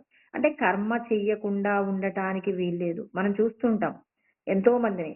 బాగా గొప్పగా బతికినటువంటి వాళ్ళు కూడా మరి తినటానికి తిండి లేకుండా ఎన్నో కష్టాలు పడుతూ ఈ ఊర్లో బతకలేక ఇంకో ఊరికి వెళ్ళిపోయి బతికే వాళ్ళని చూస్తాం. కొంతమంది ఆ బాధలు పడలేక ఆత్మహత్య చేసుకున్న వాళ్ళని చూస్తాం. మరి అంటారు కదా, పూలమ్ముకున్న చోట కట్టెలమ్ముకుని బతకడం కష్టము అని చెప్పేసి అంటుంటారు కదా. అంటే ధర్మంతో కూడినటువంటి ఈ జన్మలో కొంతమంది వాళ్ళు ధర్మంగా ఉండి ఉండొచ్చు. కానీ పూర్వ జన్మల్లో చేసిన పాపపు కర్మ కూడా మన సంపదలు పోవడానికి అవకాశం ఉంటుందన్నమాట. ఏది ఏమైనా మనం ఇవాళ సంతోషంగా ఉన్నా, దుఃఖంగా ఉన్నా అన్నింటికి మూలం మనం చేసిన కర్మలేనండి. మన కర్మలను మనం శాస్త్రంతో కూడి చెయ్యకపోవడం వల్లే ఇవాళ ఇన్ని నష్టాలొచ్చాయి. ఇవాళ మనం పూర్వజన్మల్లో ఎంతో పాపం చేసి ఉన్నా ఈ జన్మ ప్రయత్నం చేత శాస్త్రాన్ని తెలుసుకుంటే గనక ఖచ్చితంగా మనము అనుభవించవలసిన పెద్ద కష్టాన్ని అనుభవించకుండా తప్పించుకోగలిగినటువంటి అవకాశం పరమాత్మ శాస్త్రమునందు చెప్పబడిన విషయాలను గనక మనం తెలుసుకొని మనం గనక జాగ్రత్తగా జీవిస్తే ఈశ్వరుడి యొక్క అనుగ్రహం మనం పొందగలుగుతామన్నమాట. అందుకే పరమాత్మ చెప్తున్నారు ఒక్కొక్కరికి, మీకు ఏదైనా ఒక బాధ్యత అప్పచెప్పబడింది, ఖచ్చితంగా చెయ్యాలి. నేను చెయ్యను అని అకర్మణః అంటే కర్మ చెయ్యకుండా ఉండడానికి ఎవడైనా ప్రయత్నం చేస్తే మాత్రం ఆ ప్రయత్నం వలన అంటే చెయ్యకుండా ఉండేటటువంటి ప్రయత్నం ఎవరు చేస్తారో అది మిమ్మల్ని ఏం చేస్తుంది? మీకున్న సమస్తాన్ని అంటే నీకు బాగా ఏది ఇష్టమో భగవంతుడు చూస్తాడు. బాగా ఏది ఇష్టం? ఒక పనిని చెయ్యడానికి నువ్వు అంగీకరించట్లేదు. అంటే పరులకు ఉపకారం జరిగే కార్యాలు చేయడం నీకిష్టం లేదు. అప్పుడు పరమాత్మ చూస్తాడనమాట. నీకు బాగా ఏది ఇష్టం? బాగా ఏది ఇష్టమో చూస్తాడు. చూసేసి దాన్ని తీసేస్తాడండి. అవునండి. అందుకే భగవంతుడంటాడు, దేని మీద కూడా నువ్వు బాగా ఆశ పెట్టుకోకు. ఇది లేకపోతే నేనుండలేను అనేటటువంటి ఆలోచన వద్దు. ఇది లేకుండా నేనుండలేను. ఇదుంటేనే నేనుండగలను. ఇట్లాంటివి ఎప్పుడు కూడా చేయకూడదు. అందుకే భగవంతుడు ఎప్పుడు కూడా ఎలా ఉండమంటాడంటే, యదృచ్ఛా లాభ సంతుష్టః. ఉన్నదానితో తృప్తిగా బ్రతికేటటువంటి ప్రయత్నం. దేని మీద కూడా మరి ఎక్కువ ప్రేమను కలిగి ఉండకండి. అసక్తిరన విశ్వంగః పుత్రధార గృహాదిషు అన్నాడు పరమాత్మ. అంటే భార్యా బిడ్డల మీద, సంపదల మీద, దేని మీద కూడా ఇది నాదే, ఇది లేకుండా నేనుండలేను అనేటటువంటి భావన ఉండకూడదు. వీటిలో ఏదైనా వేటితోనైనా నాకు రుణం తీరిపోతే వీటిలో ఏదైనా నా నుండి విడిపోవచ్చు. ఏది విడిపోయినా ఇది శాశ్వతం కాదనే గుర్తుపెట్టుకొని, ఎవరైతే భగవంతుడి మీద మాత్రమే, భగవంతుడు చెప్పిన కర్మ మీద మాత్రమే ఆసక్తి, భగవంతుడి మీద మాత్రమే ప్రీతి కలిగి ఎవరు కర్మ చేస్తారో, అలా కర్మ చేసిన వారు మాత్రమే పరమాత్మను పొందుతారు. అందుకే ఆయన ఏమంటారు? తస్మాత్ సర్వేషు కాలేషు మామనుస్మరయుజ్యచ. ఏ కర్మ చేస్తున్నా ప్రతి క్షణం ఏ కర్మ చేస్తున్నప్పటికీ కూడా ఏం చేస్తారు? మామనుస్మర, నన్ను స్మరణ చేసుకుంటూ మీరు కర్మ చేయండి. ఆ కర్మ మిమ్మల్ని రక్షిస్తుంది. మిమ్మల్ని నేనేం చేస్తాను? మోక్ష పదం వైపు మిమ్మల్ని నడిపిస్తాను. కాబట్టి మీరందరూ నన్ను నమ్ముకొని నన్ను స్మరణ చేసుకుంటూ నేను చెప్పినటువంటి శాస్త్రమునందు చెప్పబడిన ప్రతి కర్మను అంటే ధర్మంతో కూడిన పని, పరులకు ఉపకారం కలిగించేటటువంటి కర్మ ఎవరైతే చేస్తారో ఆ చేసినటువంటి వారు నన్ను పొందుతారంటున్నారు. ప్రతి ఒక్కరి యొక్క ప్రాణం ఎంతో విలువైనది. ఆ ప్రాణాన్ని రక్షించుకుని తనలో ఉన్నటువంటి దివ్యమైనటువంటి ఆత్మను తెలుసుకోవడానికే మన యొక్క శక్తిని వినియోగించుకోవాలి. అందుకే పెద్దలు అంటారండి, నీవు సాధన చేసుకోవడానికి ఏదైతే అడ్డుగా ఉందో ఆ అడ్డుగా ఉన్న దాన్ని విడిచిపెట్టి వెళ్ళిపో అంటారనమాట. మనందరికీ కూడా ధర్మరాజు తర్వాత తన యొక్క సోదరులు, భార్య అందరూ కలిసి చివరికి తమ యొక్క చివరి అంకము వైపు వెళ్ళిపోతుంటారు. అంటే వాళ్ళందరూ కూడా ఏం చేస్తున్నారు? సజీవంగా జీవించి ఉన్నప్పుడే మరి స్వర్గాది లోకంలోకి వెళ్తూ ఉంటారు. హిమాలయాల వైపు వెళ్తూ ఉంటారనమాట. అలా వెళ్తూ ఉన్నటువంటి సందర్భంలో అంటే దేహత్యాగం చేసేటటువంటి ప్రయత్నంలోనే వీళ్ళు వెళ్తూ ఉన్నారు. అలా వెళ్తూ ఉన్నప్పుడు ధర్మరాజు వెనకాల భార్య, తర్వాత తన సోదరులందరూ కూడా దారిలోనే చనిపోతారు. ఒక్కొక్కరు ఒక్కొక్క విషయం నిమిత్తంలో. అలా వెళ్ళిపోయినప్పుడు ఒక కుక్క మాత్రమే ధర్మరాజుతో పాటు వస్తుందండి. అప్పుడు అక్కడ ఉన్నటువంటి వాళ్ళు ఇంద్రుడు వీళ్ళంటారు, లేదండి మీరు మాత్రమే స్వర్గంలోకి అడుగు పెడతారు. ఈ కుక్క మాత్రం లోపలికి రాకూడదంటే, అలా ఎందుకు? నా తమ్ముళ్ళు మరి మనుషులుగా ఉన్నారు. ఉన్నప్పటికీ కూడా వాళ్ళు చేసిన కర్మల నిమిత్తం వాళ్ళు పడిపోయారు. కానీ ఈ కుక్క మాత్రం నన్ను అనుసరించింది. నా కష్టంలో, నా సుఖంలో కూడా ఇది నాతో పాటు వచ్చింది కాబట్టి మరి ఆ కుక్కకి కూడా మరి నాకిచ్చేటటువంటి స్వర్గ సౌఖ్యాలు ఇస్తానంటేనే నేను లోపలికొస్తాను. లేకపోతే నేను రానండి అని చెప్పేసి అంటాడనమాట. అంటే దీన్ని బట్టి మనమేం అర్థం చేసుకోవాలి? మన సాధనలో మనకి అంటే నీ లోపట ఉన్నటువంటి భగవంతుణ్ణి తెలుసుకోవడానికి నువ్వు సాధన చేస్తున్నప్పుడు నీకెవరెవరు సహాయం చేస్తారో వాళ్ళందరితో నువ్వు కూడా ఉండు. నువ్వు భగవంతుణ్ణి తెలుసుకోవడంలో ఎవరైతే అడ్డుపడతారో అడ్డుపడినటువంటి వాళ్ళు ఎంత గొప్ప వాళ్ళైనా, తల్లైనా, తండ్రైనా మరి ఒకానొక దశలో ఎవరు భీష్ముడు పరశురాముడిని కూడా ఎదిరిస్తాడండి. ఎందుకు? అంబని పెళ్లి చేసుకోమని చెప్పేసి పరశురాముడు అంబకు మాటిస్తాడు. నా శిష్యుడే భీష్ముడు. ఆ భీష్ముడు పెళ్లి చేసుకుంటాడు నిన్ను అంటే, భీష్ముడు అంటాడు, నా యొక్క ప్రతిజ్ఞ కోసం నేను ఎప్పటికీ కూడా వేరొక అమ్మాయిని పెళ్లి చేసుకోను అంటే, లేదు లేదు నేను ఆ అమ్మాయికి మాట ఇచ్చాను. గురువుగా నువ్వు నా మాట వినాల్సిందే అంటే, నేను నీ మాట కూడా విననండి. నా ప్రతిజ్ఞ నాకు చాలా ముఖ్యమైనది. మా నాన్నగారికి నేను వాగ్దానం చేశాను. నేను పెళ్లి చేసుకోను అని చెప్పేసి చెప్పాను. అంటే, అయితే నువ్వు నాతో యుద్ధం చేయవలసి ఉంటుంది. మీరు అదే కావాలి అంటే ఖచ్చితంగా నేను యుద్ధం చేస్తానని చెప్పి మరి భీష్ముడు కూడా పరశురాముడితో యుద్ధం చేసి భీష్ముడు మరి విజయాన్ని పొందాడని. అవసరమైతే ఆయన గురువుని కూడా విడిచిపెట్టారు. అంటే ఏంటి? నీవు ధర్మాన్ని రక్షించడంలో పరమాత్మ చెప్పిన కార్యంలో నువ్వు ముందుకు వెళ్ళేటప్పుడు నీకు ఎవరెవరైతే అడ్డుపడుతున్నారో అడ్డుపడుతున్న వాళ్ళందరినీ కూడా విడిపించుకుంటూ నిన్ను నువ్వు తెలుసుకునే ప్రయత్నంగా నువ్వు ముందుకు సాగవలసి ఉంటుంది. నీ ప్రయత్నానికి ఒక కుక్క నీకు సహాయం చేసినా, ఆ కుక్కని కూడా నీ వెంట తీసుకొని వెళ్ళు కానీ, మరి నువ్వు భగవంతుడిని తెలుసుకోవడానికి, నీ లోపట ఉన్నటువంటి పరమాత్మ యొక్క అనుభూతి పొందడానికి, నీ యొక్క సాధనలో ఎవరైతే బంధముగా ఉన్నారో, ఆ బంధంగా ఉన్న వాళ్ళందరినీ కూడా విడిచిపెట్టి వెళ్ళిపో అనేటటువంటి జ్ఞానమే మనకు శాస్త్రం బోధిస్తుందండి. నువ్వు పుట్టిందే నీ లోపట ఉన్నటువంటి తత్వాన్ని తెలుసుకోవడానికి కానీ, ఈ దేహ బంధాలన్నీ కూడా మరి నాటక రూపంలో ఉంటాయి. ఈ జగన్నాటకంలో నువ్వు ఏం కావాలి? ఒక పాత్రని నువ్వు తీసుకున్నప్పుడు, ఆ పాత్రకు సంబంధించి నువ్వెలా ఉండాలి? ఆసక్తి లేకుండా కర్మను చేస్తూ, నీ లోపట ఉన్న భగవంతుడిని తెలుసుకోవడానికి, పరులకు ఉపకారం చేసేటటువంటి నిమిత్తంలో, నీకు సహాయం చేసే వాళ్ళందరికీ నువ్వు ఏం చేయాలి? వాళ్ళకి నువ్వు ఎంతో కొంత ఉపకారాన్ని చేస్తూ, నీ నిన్ను నువ్వు తెలుసుకునే ప్రయత్నం చేయాలి. నిన్ను నువ్వు తెలుసుకోవడానికి చేసే ప్రయత్నమే మానవ జన్మ యొక్క ఉద్ధరణ కానీ, ఇక మిగిలినటువంటి బంధాలు, ఆత్మీయతలు ఇవన్నీ కూడా మరి ఇవన్నీ ఏమవుతాయి? మళ్ళీ మళ్ళీ పుట్టడానికి మాత్రమే ఉపయోగపడతాయి కానీ, సత్య ఆత్మను తెలుసుకోవడానికి ఉపయోగపడేది నీ ధర్మాచరణలో నీకెవరైతే సహకరిస్తారో వాళ్ళందరితో నువ్వు కలిసి ప్రయాణం చేయవలసి ఉంటుంది.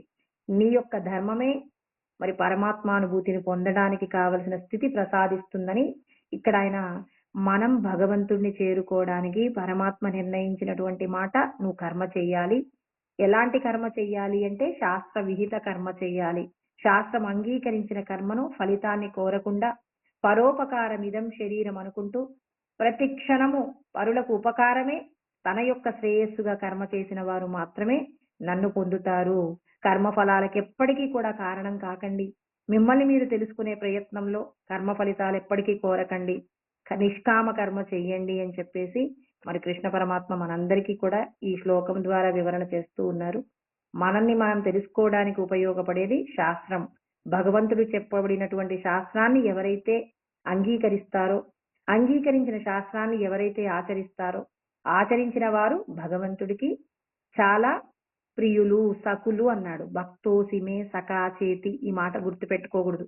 పరమాత్మకు బాగా ఇష్టమైన వారు మాత్రమే భగవంతుడి యొక్క జ్ఞానాన్ని తెలుసుకుంటారు కానీ, మిగిలినటువంటి అన్యులు మనకు తోడబుట్టిన వాళ్ళు అవ్వచ్చు, లేకపోతే మన కుటుంబంలో ఉండి ఉండవచ్చు కానీ, మరి వాళ్ళకి మనం పూర్వజన్మలో కొంత రుణపడి ఉన్నాం కాబట్టి వాళ్ళతో మనం కలిసి పుట్టాము కానీ, వాళ్ళలాగే మనం జీవించాలని అనుకోకూడదు.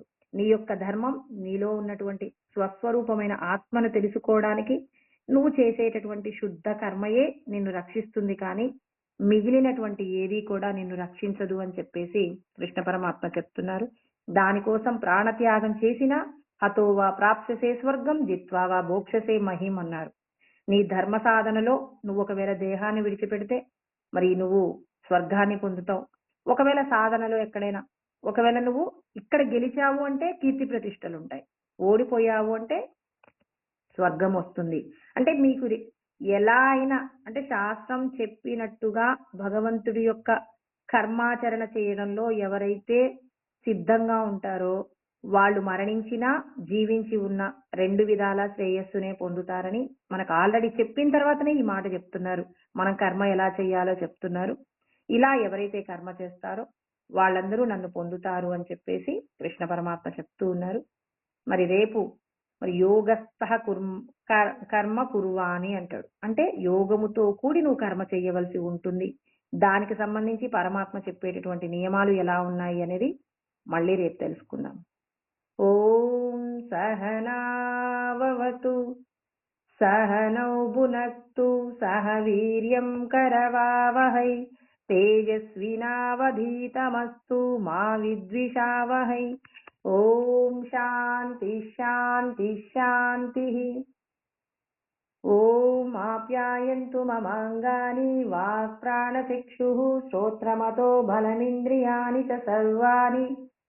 సర్వం బ్రహ్మోపనిషదం మా అహం బ్రహ్మ నిరాకుర్యాం మా బ్రహ్మ నిరాకరణోద నిరాకరణమస్వ నిరాకరణం మే అస్తు. తదాత్మని నిరతేయా ఉపనిషత్సు ధర్మాస్తే మయి సంతు తే మయి సంతు. ఓం శాంతి శాంతి శాంతి. జై సద్గురు ప్రభు మహారాజుకు జై. స్వస్తి.